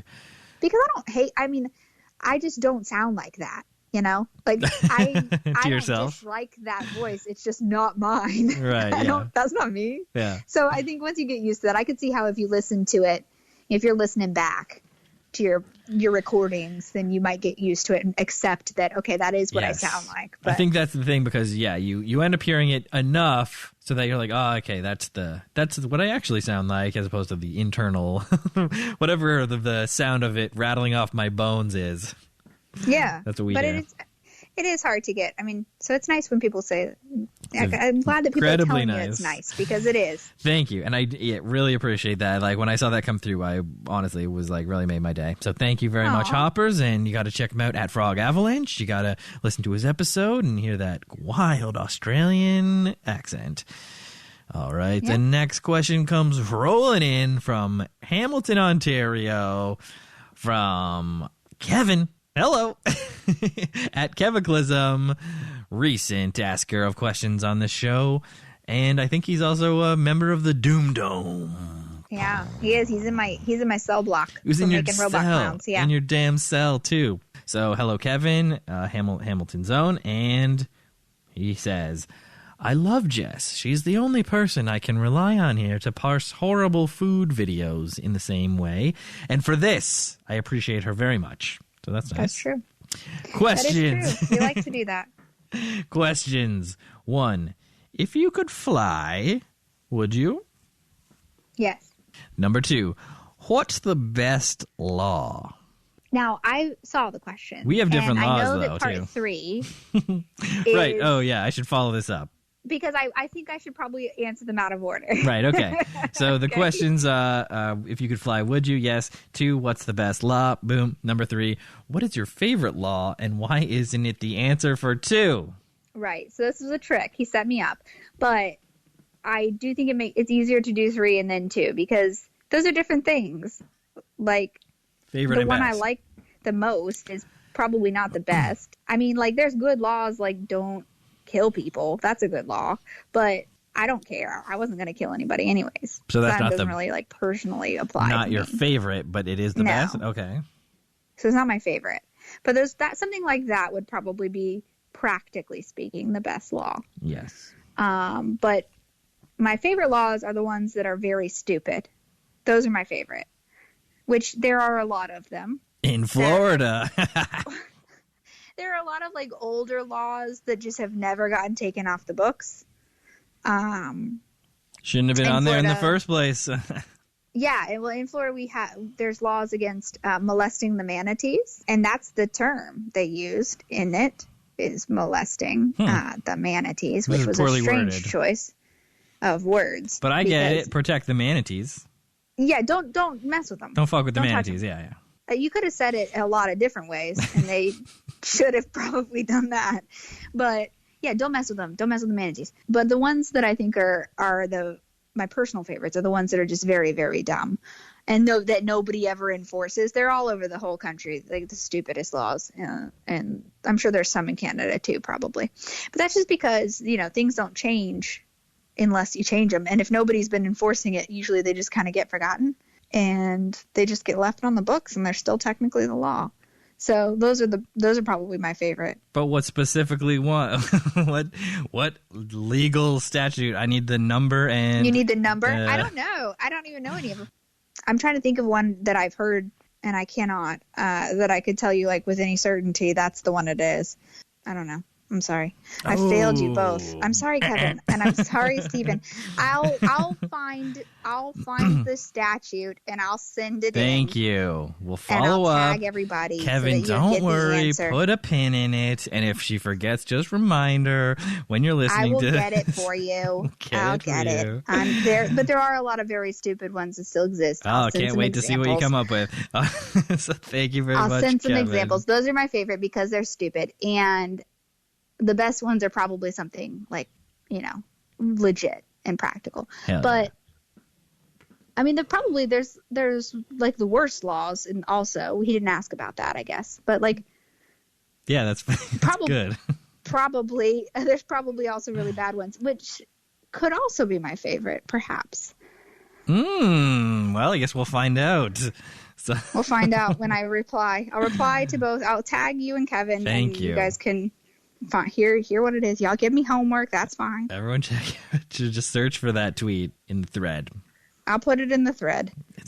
All right. So thank you very much, Kevin at Kevaclism, for the great questions. And the next questions come to us from, my friend of the show, Sweatpants Share at House_Feminist. It's Morgan. Put in the Morgan entrance music. And here are some questions from Morgan. Question number 1. What will your platform be when you run for president 2024? Oh, okay. That is making some assumptions, some underlying assumptions. We already talked about it. You're going to check all the boxes. Yeah, I appreciate it. Morgan does tell me a lot that I need to run for office. You can do it. My daughter told me that I should be the president recently. That's already and then 2 very, votes. very quickly followed up with because I yell a lot. And I was like, what? Yeah. What are you talking about? So it was sort of not really a compliment. But Morgan didn't say it for those reasons. She's being very, very nice. I think all of the normal stuff, what you would expect, people should have some dignity and they should have access to health care. We should probably not let the planet die. All of that normal stuff that I think everybody should probably be agreeing on, if not for the way things are presented and handled. Sounds similar to one candidate who I know. Yeah. The other thing that is not a typical platform that I would definitely be including is I would definitely do some weird stuff with time. Oh, like the way we deal with time is not right. Right. Like we should mention today is daylight savings. Yeah, today is daylight saving time, and also that's stupid. We shouldn't do that anymore. Right. And also, probably a 24-hour clock doesn't make any sense. Like, why are we doing that? Why do we have 12-hour days and then 24-hour periods? Like 12 hours and then another 12. I don't get it. They're saying just change everything to like 100-minute hours, 100 hours a day. No, that's too many. 10 hours, maybe. Right. Like, we just have super hours, like 10 hours in a day. We're just going to go with metric time, and we're not changing our clocks. Well, some days are light and some days are dark. No time zones at all. Like, everybody's on the same time zone, and some people just go to work from like 2 to 7. I don't see any problems with this. This is going to work out great. This is one of the lower. This is one of the things that was very low on your platform that no one even checked it. And then when you get when you get elected, you're like, all right, first thing we're doing is this time shit. Like, we're doing all the time shit right out of the gate. I'm going to hide it on page 6 or 7 of the website where nobody's going to get down that far in the policies. November 13th, and you're like, all right, time change kicks in. Guess what, everybody? Fix your clocks. You're late. You're going to buy all new yeah, you got to get new clocks. Everybody's got to buy new clocks. The people at Apple are going to be scrambling. They've got to change all their programming. Everything is going to get messed up. And it's going to be great. We're all going to be better off for it. Well, you just got to win that pesky primary first. Yeah, that's the number one issue I have right now. Yeah. It's the times. The Yep. time is just, we need to do something about this. All right, so look for her in 2024. All right, second question coming in from Morgan is a sexy one. What are the dangers of getting horny online? I mean, I think it's pretty dangerous. I think It is probably one of the most dangerous states to be in online. yeah, it is very dangerous. And it's yet like so many. right underneath angry online as far as danger is concerned. Yeah. You don't want to do it. Like, you just don't want to do it. And I respect if you do, the more power to you. I hope it works out. But my Like on the personal public preference- TL. You're talking about being being I think like publicly outwardly thirsty, let's say, on the that's TL. not too good. That's not too good. I mean, I have seen, and I don't know if everybody else has noticed this, but I have seen there's been a little bit of a shift where it is possible now, because this did not used to be possible, but it is possible now where you can like generally just be horny online without being like a creep. There are some people doing it. Right. It's like it's a fine edged wave that you have to ride. Yeah. Oh, there are people doing it though. And it's a fairly new thing, because it is really tricky. That's a tricky maneuver. I respect them. Well, these are the pioneers They are of pioneering being it. outwardly horny and not exiled or whatever. Yeah. I mean, they're not being like, Not I think that blacklisted. the trick is not being like specifically horny, just being like Right. generally all the time. Right. A little bit horny. So it's which- like, yeah, when you're trying to beat a peanut allergy, just eat a little bit of a peanut every day. Yeah. I guess So if you're that's just one way to always handle it. sending a slightly horny but mostly innocuous reply every Right. single day, it just like builds up your horny immunity on the TL. It's making you immune. I don't know if that works. I think it might be a compounding problem, but Oh yeah. it's possible. I don't know. I've never tried it. It's also very different with friends.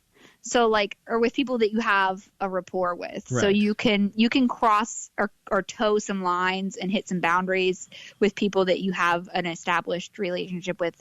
And I don't mean like relationship. I mean like you just know them and you can kind of be silly or straight up horny. That like, if everybody's cool with that, that's fine. Yeah, But- just know that one time when you dipped in, you were Yeah. horny. Yeah, and everyone gets it.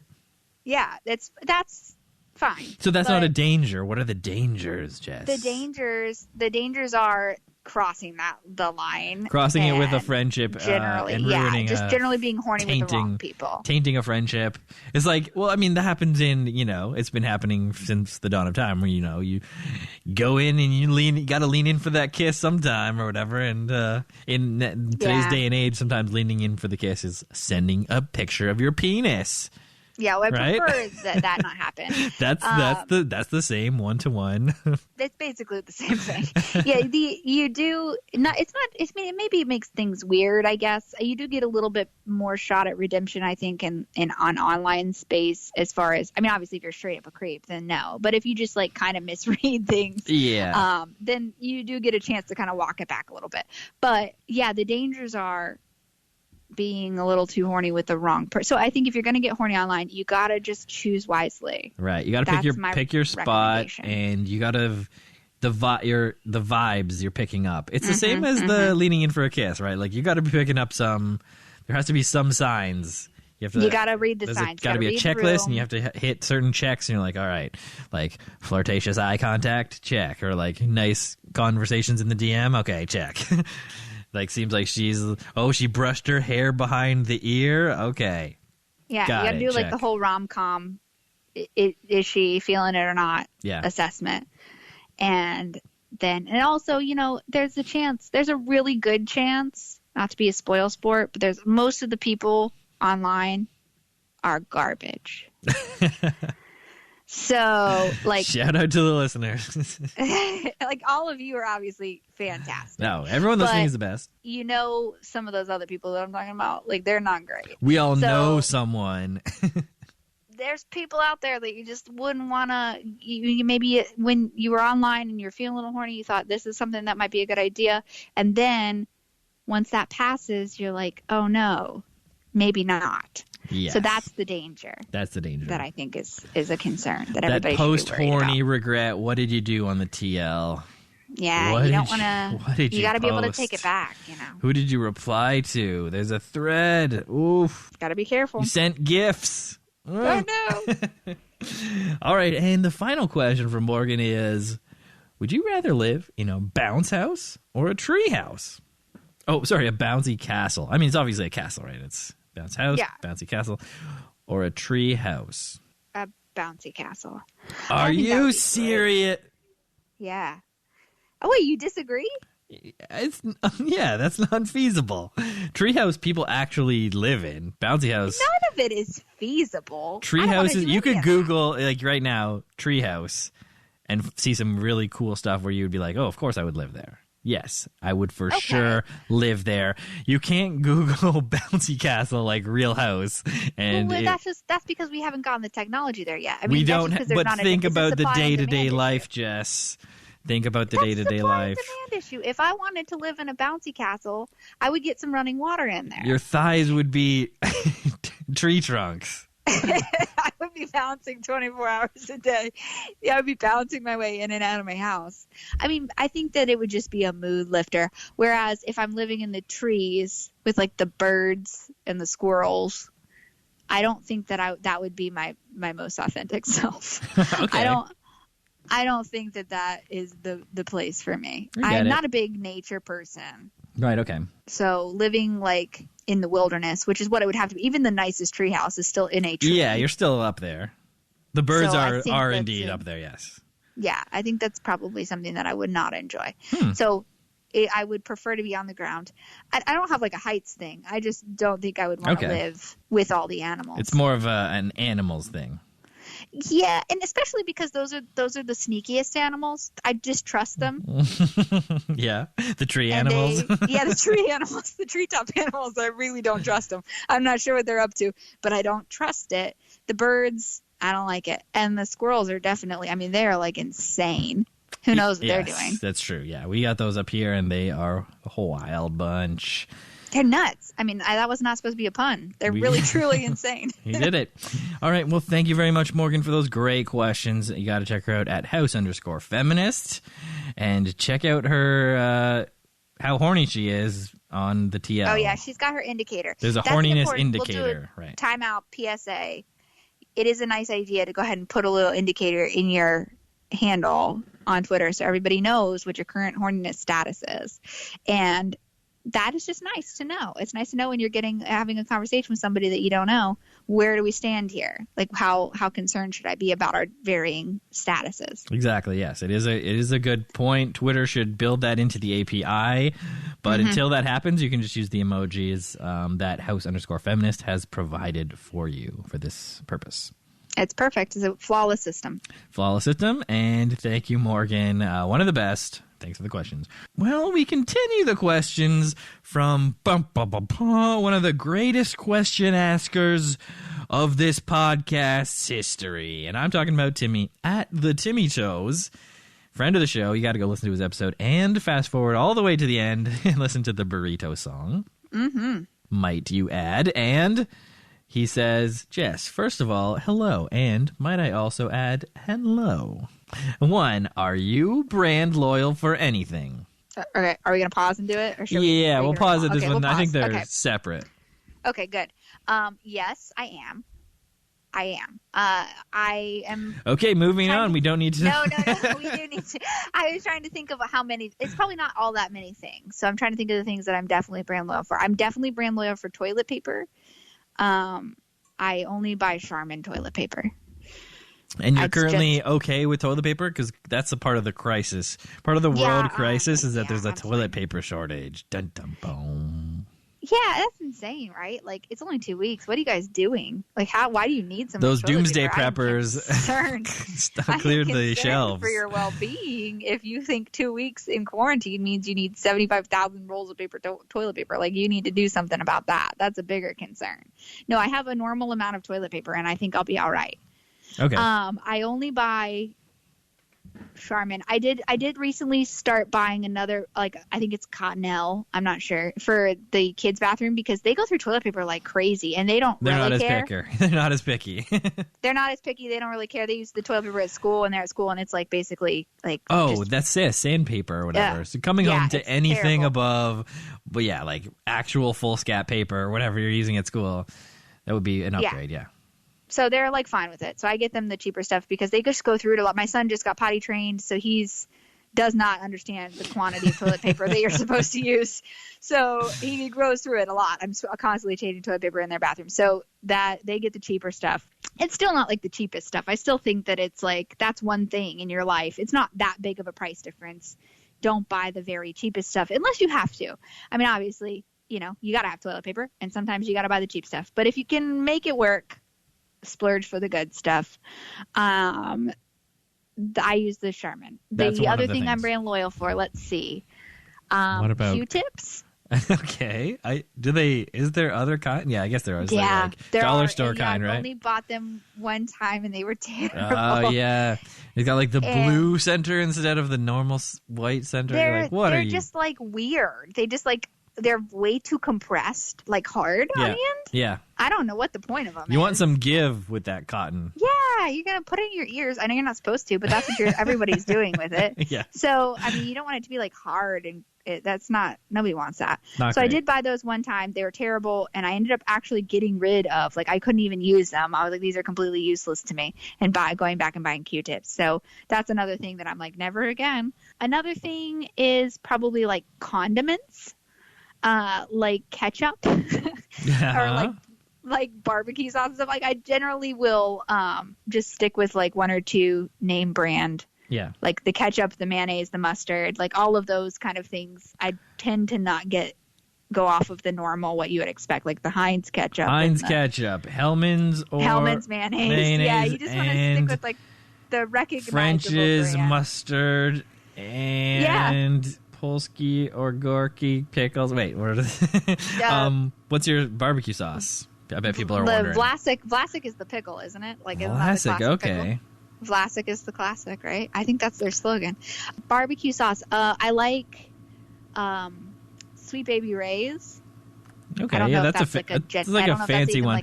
I think it's it's a U.S. thing for sure, but it's a fancier one. It's like a known. I guess I'm a little fancy. Like, I know of it, but I would not be able to buy it. Couldn't go to my store and get it. Okay, I didn't even know if it was like a regional thing or if it was like a nationally distributed. Just like a general. That's like a nice sweet rib sauce or whatever. Yeah, it's like a rib sauce. Yeah. I don't know. I mean, I don't make a lot of barbecue, but when I do, that's what about coffee? Yeah, coffee. Shout out to the coffee crew. I am not brand loyal to coffee. I'm really could be anything. No, I will not drink anything. I'm kind of picky, but I'm not brand loyal. So there's some local places that I will buy beans from when I can. It's really kind of expensive, but every once in a while you want a nice little treat. So you get the nice expensive beans. Otherwise, I just stick with something like a medium roast whole bean. Still getting those whole beans though. That's pretty good. I always get whole beans. I don't buy ground coffee, with pretty rare exceptions. I don't like it. It always tastes just way better, like the stale, fresh, like that. You can taste how stale it is because you're a fresh bean. Yeah, it just does have like a stale taste to it. Huh. With the exception of if you like and will drink like a flavored one, like a French vanilla or a hazelnut or something. I really can't tell the difference once it's got that flavor. Yeah. But if it's just regular coffee, you're going to just have it with cream or drink it black. I can tell the difference between an already ground store coffee and like one you grind yourself. So I grind my own beans. Grind those beans. But I'm not brand loyal on that stuff. So no, really not brand loyal. So that was my tangent. Sorry. Yeah. Not Timmy's question. No. I'm trying to think if there's anything else. I think that's good. Yeah. So. Yeah, that's good. So next, number 2 from Timmy. What is a mundane, everyday thing you do, but secretly hope your kids will associate with you and always think of you when they do it in the future? I don't know. I was thinking about this. I thought it was a really good question, and it's kind of a sweet thing to. I guess I don't really think about. I don't like thinking about like my kids getting older. That sounds kind of sad. Like I don't know. I just don't really.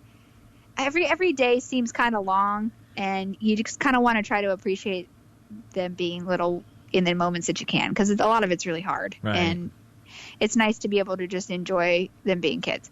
So I don't think about it that often, but when I got the question, when I saw the question, I was thinking about it, and I don't know. I think that I sing a lot. Okay. Not well or anything. I like to sing, and I sing through, like I make up stuff as I'm doing it. And my mom used to do that, and my mom used to do it for things that I needed to memorize for like school. And she'd come up with like little songs to help me remember things, and it was always a lot easier for me to remember things in song. Yeah. So that's something I remember from my childhood, and I sing that kind of silly stuff, and not really for like they're not really at the age where they have to like memorize periodic tables or anything, but I just sing through stuff, and I think it still kind of catches my 7-year-old. I was doing it actually earlier tonight. I was just making up something, and she's like, "Did you make that up? You're just making it up as you go?" She just clued into this. So I think she was actually a little impressed because it like rhymed. Oh yeah, fit. When you nail it, that's great. Which most of the time I don't. Most of the time, because I'm just like making it up, it doesn't make a whole lot of sense, or doesn't rhyme, or both. Yeah, I just think it's fun. So hopefully, I think great. That they pass it on. Hear it, and I hope that they will. I remember that from my childhood, so it would be nice if they had sort of fun memories of that. Yeah, that's a great one. Thank you, Timmy, for the great questions, and you got to go check out that episode and the burrito song. All right, next questions come to us from friend of the show, Tom at Yucky Tom. Coming to us, say, all the way over there. Who's this guy? All right, number one. A while back, when I was in your area, and you said I could come over and eat pasta with your family. It didn't work out, but what kind of pasta would you make us? Okay, so I did make pasta. He did not come. Right. But I did make pasta. I don't remember what I made. So that's a more specific question than what I'm going to answer, because I don't remember. But I enjoy making pasta, and Tom's a good He's got pasta boy. He's got pasta in his name. Yeah. Spaghetti boy. I don't know if you would like my pasta or not. I am actually of Italian heritage. My dad is half Italian. My grandparents were 100% Italian. Their parents immigrated from Italy. So I actually do. So you got it. Like Italian. You've been speaking with your hands this whole time, or just one hand this whole time? Yes, just going. I actually gesture a lot. I gesture like an Italian. I like making pasta. I like making fresh pasta. I have a KitchenAid stand mixer, and I have the pasta roller attachment, so it'll roll the pasta dough. Ooh, fancy. And cut the pasta dough, and yeah, it's a really cool. I mean, if it's a nice thing if you like making, and fresh pasta is so super easy to make, and it's very cheap, simple, and it's easy. But it's people are daunted by it because they don't have like the machine. Yeah, and you can get like a hand crank one from like TJ Maxx or whatever for like $15.99. I mean, it's not that expensive. I do like having the automatic one. It's a lot easier on your arms, but you can certainly crank out fresh pasta without that. So yeah, and then I like to just roll it out, and then I just use like a pizza cutter and just cut it into strips, like tagliatelle. I mean, it's just kind of like a flat noodle. Yeah. And yeah, it takes like 2 seconds to cook, and then I toss it in sauce. I do like making sauce. I don't like buying jarred sauce. Yeah. I like to let it cook. I mean, a recent thing that I started, which is like my quick sauce, quote unquote, is I will put all of the stuff. So like tomatoes and garlic and anchovy paste and salt and pepper and butter into like a sheet pan. Yeah. So like a big wide roasting pan in the oven, and let everything kind of roast together. Yeah. And then puree it all up. Which is kind of the easy, it's sort of cheating. It's not a stovetop all day simmering sauce, but cheating. It is really good. Gets the same effect. Yeah, it's not exactly it's not exactly the same as like a bolognese or something, but it is very nice, and it will definitely do the job. So probably something like that for Tom, if he would like to come have some pasta next time he's in town. He's always welcome at my table. Any of you guys can come over. I'll make you a pasta. All right, and second question from Tom. I'm aware you're a very powerful wizard. Which magic are you strongest in? Probably curses. I don't know. That's what comes to mind. Yeah, that's most of the things that I do in my life, I do out of spite. So yeah, this is more of like the craft thing where the only time you guys are doing really powerful spells is to get back at someone. Yeah, it's generally out of spite. Yeah. So that's probably where it would be. Hey, all right. Well, thanks, Tom, for those great questions at Yucky Tom on Twitter. You can check him out and check out his episode and hear his cool voice. Yeah, do it. Do it. And the next question comes to us from all the way from Finland, and it is Malt. It is at Malt_Skull, and he just got a dog. He got a puppy dog, so shout out to the very good girl. Yay! Very good new pup. And the question is, what should I name a girl dog? I have always wanted, and I have 2 dogs, and I've always wanted, I don't want any more dogs. I don't want any more animals in my house. But if I got another dog, I would name it Waffles, regardless of gender. Waffles. I just Pretty think fun it's name. hilarious. I just think it's really funny to name a pet a food that means nothing. It's not like when you name a pig Ham. Like the dog has got nothing to do with waffles. And the fact that it's plural. Yes. The plural is great. Waffle would seem weird, like there's something wrong with it. Yeah. Waffles is very funny. Although I think Garth and Kelly, noted Twitter users, have a dog named Pancake. Oh my goodness. So I've seen their dog. Oh my goodness. That dog's name is Pancake? Pancake. Oh my gosh, I love it. I love it. Big flapjack of a dog. Breakfast foods are the new trend Very for cute dog doggo. names. Yeah, you didn't even know, and you were jumping on the trend. So Yeah. Waffles, Malt, could work. What's the word for waffles in Finnish? I do not know. I do not speak Finnish, but I'm sure that we could find out. It is Volvilit. Oh, that's beautiful. Sorry, it's Vohvelit. Vohvelit. Volhavelit. That's a pretty There you nice go. name. That's nice. There you Hey. go, Waffles. Vohvelit. Quit crapping in the neighbor's yard. That's exactly what Malt sounds like. I think I carried over the accent from Tom's question. Yeah, I think so. Okay, so thank you very much, Malt, and shout out to the pupper. And the next question comes to us from a Coffee Clutch original, friend of the show, one of the best at the Todd Williams, Todd Poppy Carlos. It's a mouthful. Wow, this is too much excitement, he says. Number 1, what is your advice to future queens who are up and coming on the internet? Man, I don't know. I don't know what to tell people anymore. The whole thing is insane. And I trust that the young folks have got it. Like, we didn't pass any sort of batons to them. They just came in and just started doing what they're going to do, and they're doing fine. Yeah, they had their own batons. They're all they came sparkling and fully stuff. equipped with their own batons, and I'm happy for them. I'm proud of them. You know, they've got their own. I don't know that Twitter. I mean, we do have some younger folks on Twitter as well, but I don't know that it's for the primary platform they're using. I think they're mostly on like Instagram, TikTok. Snapchat. So I mean, I think they're using other things. Secret word of the day. Who's on TikTok? I've been watching TikTok videos at an unsustainable pace. It is horrifyingly addictive, and I hate it so much. And I cannot stop watching. I know all the songs, and I almost know all the dances. And I'm very curious to see if I could actually do the dances for just like having seen them so much. But it is truly an insane like tangent on the pivot to video. Like how did it become that? Like how is it that is just like dancing for 45 seconds, lip syncing to the same song as every single person on the platform? How is that what everyone wants to see?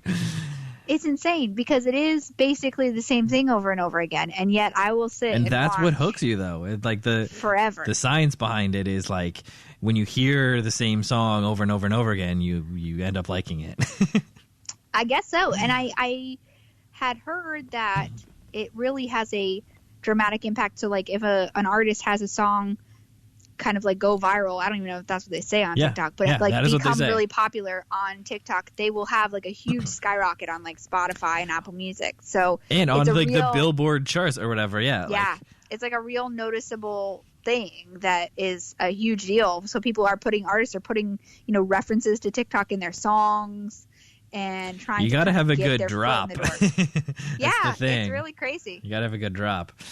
So, yeah, I guess the advice is get on TikTok and figure it out. I don't know if that's a good idea. I've said before, like, thank goodness, one thing that has happened is that we are living in, like, a time in this world where it used to be if you did something stupid on the internet, it ruined your life. And we are not there anymore because everybody's done so many stupid things on the internet. So I think that we're living in an age where you really can't. I mean, you could, but as long as you're just being like a normal teenager amount of stupid online, it's going to be fine. So I have said before, like, the kids are all going to ruin their lives with all this technology because it's just everywhere all the time, and they're constantly posting everything on social media. And you're dumb. You're so stupid. So stupid. You don't know what you're doing. You're so dumb. Like, if you knew that people were like, people like back in the day, like when I was growing up, if we were dancing like in my room or whatever, like I would be horrified if anyone saw. Yes. Now they're like, this is the goal for everyone to see me dancing in my room, like in my pajamas, like in my hoodie or whatever, like not even really nailing it. No, and I think that it's probably good that it's kind of relieving some of the pressure of it, maybe. Yeah, it really makes it not precious. They're not really precious about the content that they're putting out. No, but that's fine, I guess. It's just a whole different world. It's a whole different kind of lifestyle than I have ever had or have any experience with. So I would not presume to tell them how to do any of it. But, you know, just knowing that it's all of your stuff is out there in the world. And it's always going to be, and it's never going to go away. And I think that kind of, I think everybody knows that, all the teenagers and the young adults, I think they know that, and it's just become like, oh, well. It's just different. It's like everybody, it's the same with everybody. Like, everyone's dumb dances are out there, so who cares? Yeah, and I mean, great. More power to them. And I think that I trust teenagers. I'm terrified of them. But I think that the heads are in the right place for the most part. I mean, I think they're certainly more aware of what's going on in the world than I was at that age. I mean, that's another thing that the internet has done for them. You know, they're connected and kind of coalesced, and their voices are being heard much, much more than ever in history. So I think that that's something that's interesting to see and exciting to see, because they're a huge part of our country, and I think in our world. So yeah, I think it's great having them get the voice. They're stupid. They're stupid in the way that like every teenager is stupid. You're just doing things impulsively, but they have real legitimate life experiences that are just generally ignored. Yes. So not ignoring them, I think, teenagers are stupid, but a teenager is like their own unique experience and valuable, and their own voice, and like a real person and stuff like that. But then just teenagers in general are dumb. Like, teenagers, you're dumb, but like you as a teenager, you're great. You're doing fine. Yeah, exactly. And the more teenagers, and I think that other thing is that they're just not taking themselves all that seriously, which is good. I mean, they're taking the right things seriously. They're taking things seriously, like safety and the climate, and they're not taking stupid dances on the internet all that seriously. So I think some of them are. Nice. Well, that's true, I guess, but they're certainly not feeling ashamed. Yeah, that's true. So yeah, I hope that they come online on Twitter or on whatever sort of platforms that they want, and that they have a nice time, and that they enjoy themselves, and that they try to make good choices. You better behave, teens on the internet. Yeah, be good. Okay. Question number 2 from Todd. Do you have any particular opinions on toilet paper and toilet paper manufacturers? Yes, of course. Love this coming up again. Of course I do. I've already mentioned toilet paper on this very podcast. I have very specific opinions. I only buy Charmin, but I think what he's referring to is the fact that I am always upset because I don't understand. There's no sort of metric or regulation on how toilet paper rolls are sized. And there's obviously there's a width for toilet paper holders, but they're getting them too fat. They're too big around. Yes. They don't fit on the rollers. It's an issue. And so they keep making them bigger and bigger, and they're selling us one roll equals 7 rolls or whatever. It doesn't equal 7 rolls. It's one roll. I'm not buying that you put 7 rolls of toilet paper on this single roll. That seems made up, first of all. And second of all, it doesn't spin. It's so obnoxious. And you can't even buy. Yeah. You can't even buy the normal ones anymore. Oh, that's ridiculous. I can't even find them in the store. You have to go to like a Costco or a Sam's Club and get like the enormous packs before you can get like normal sized rolls of toilet paper. Everything else is like the mega super family roll. They're too big. They don't fit on the roller. And then you just get like the one square at a time. It just rips. Yes. No. Yeah. I know exactly what you're talking about. It's super frustrating. Yeah. Or but I was complaining about this. You scooch it so you don't pull the roll. You scooch the whole roll around until you get enough and then you rip it off. Yes. But then the problem is when you scooch it, you've loosened up the structure of the roll. So it's still getting like fatter and fatter. When you scooch it around, ruins it's like the structural integrity. Yes, it's like loosening the. It was wrapped like tightly, and now it's not. I'm telling you, we need to get it. We need to. I wish we had have just been a bidet society. I might be looking into getting that bidet attachment. It would be so much better. Get out the toilet paper game. Toilet paper is horrible, and I complained about this on the timeline not that long ago, and Bat Karen. Shout out to Back here. Shout out. She really changed the whole game for me because she was like, maybe we're just not making the alcoves deep enough. Like we just need to change toilet paper holders. It's true, to be deeper. Yeah. And we're just not there as a society yet. But if we could be, that would be really helpful. Yeah, because obviously in houses people, in houses that are being built now, like 2020 new builds, they got those deep toilet paper space for toilet paper. Yeah. And if you have just like one of the ones you mount on the wall, probably even do it like a side mount, like in public toilets, how it's mounted like sideways, like that would work. But then they're always flopping off onto the ground. Oh yeah, it would be awful, but that's maybe that's terrible. the way of the future. Maybe, I don't know. I get frustrated obviously with the whole thing, but a bidet would solve all the problems. Just a little chilly. And we should probably just have one of those. Yep, I'm thinking about it. They sell them. You can get them. Tushy. They're just really expensive. $60 on Amazon or whatever. What? Yeah. No way. Yeah, buddy. All right. Well, I'll look into it. Look into it. Yep. All right. And would you believe it, Jess? We've reached the final question. So thank you to everyone who has sent in questions for all the episodes. Every question that has been sent in, such a great part of the show. So thank you, everyone. And now we'll end this episode with Todd's signature question, which is, if you were a member of KISS, what would your makeup and deal thing be? I would do the exact same makeup as John Candy in the movie Spaceballs. Okay. Yeah. What was that character's name? I don't know his name. He looks like a dog. It was Rolf something. Barf. Classic name. Perfect. I would do Barf makeup. Barf. I would look like a dog. I mean, they've got a cat, which is hilarious to me because they went with like demon. Right.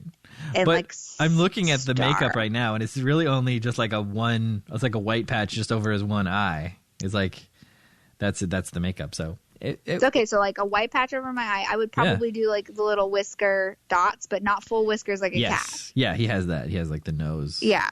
And like a nose. Yeah, I could do like a puppy nose. Yeah. There you go. That's what I would do. And that would be my whole deal would That's be your whole the deal. dog to the other cat. Like, oh yeah, he's the Spaceballs guy. Yeah, exactly.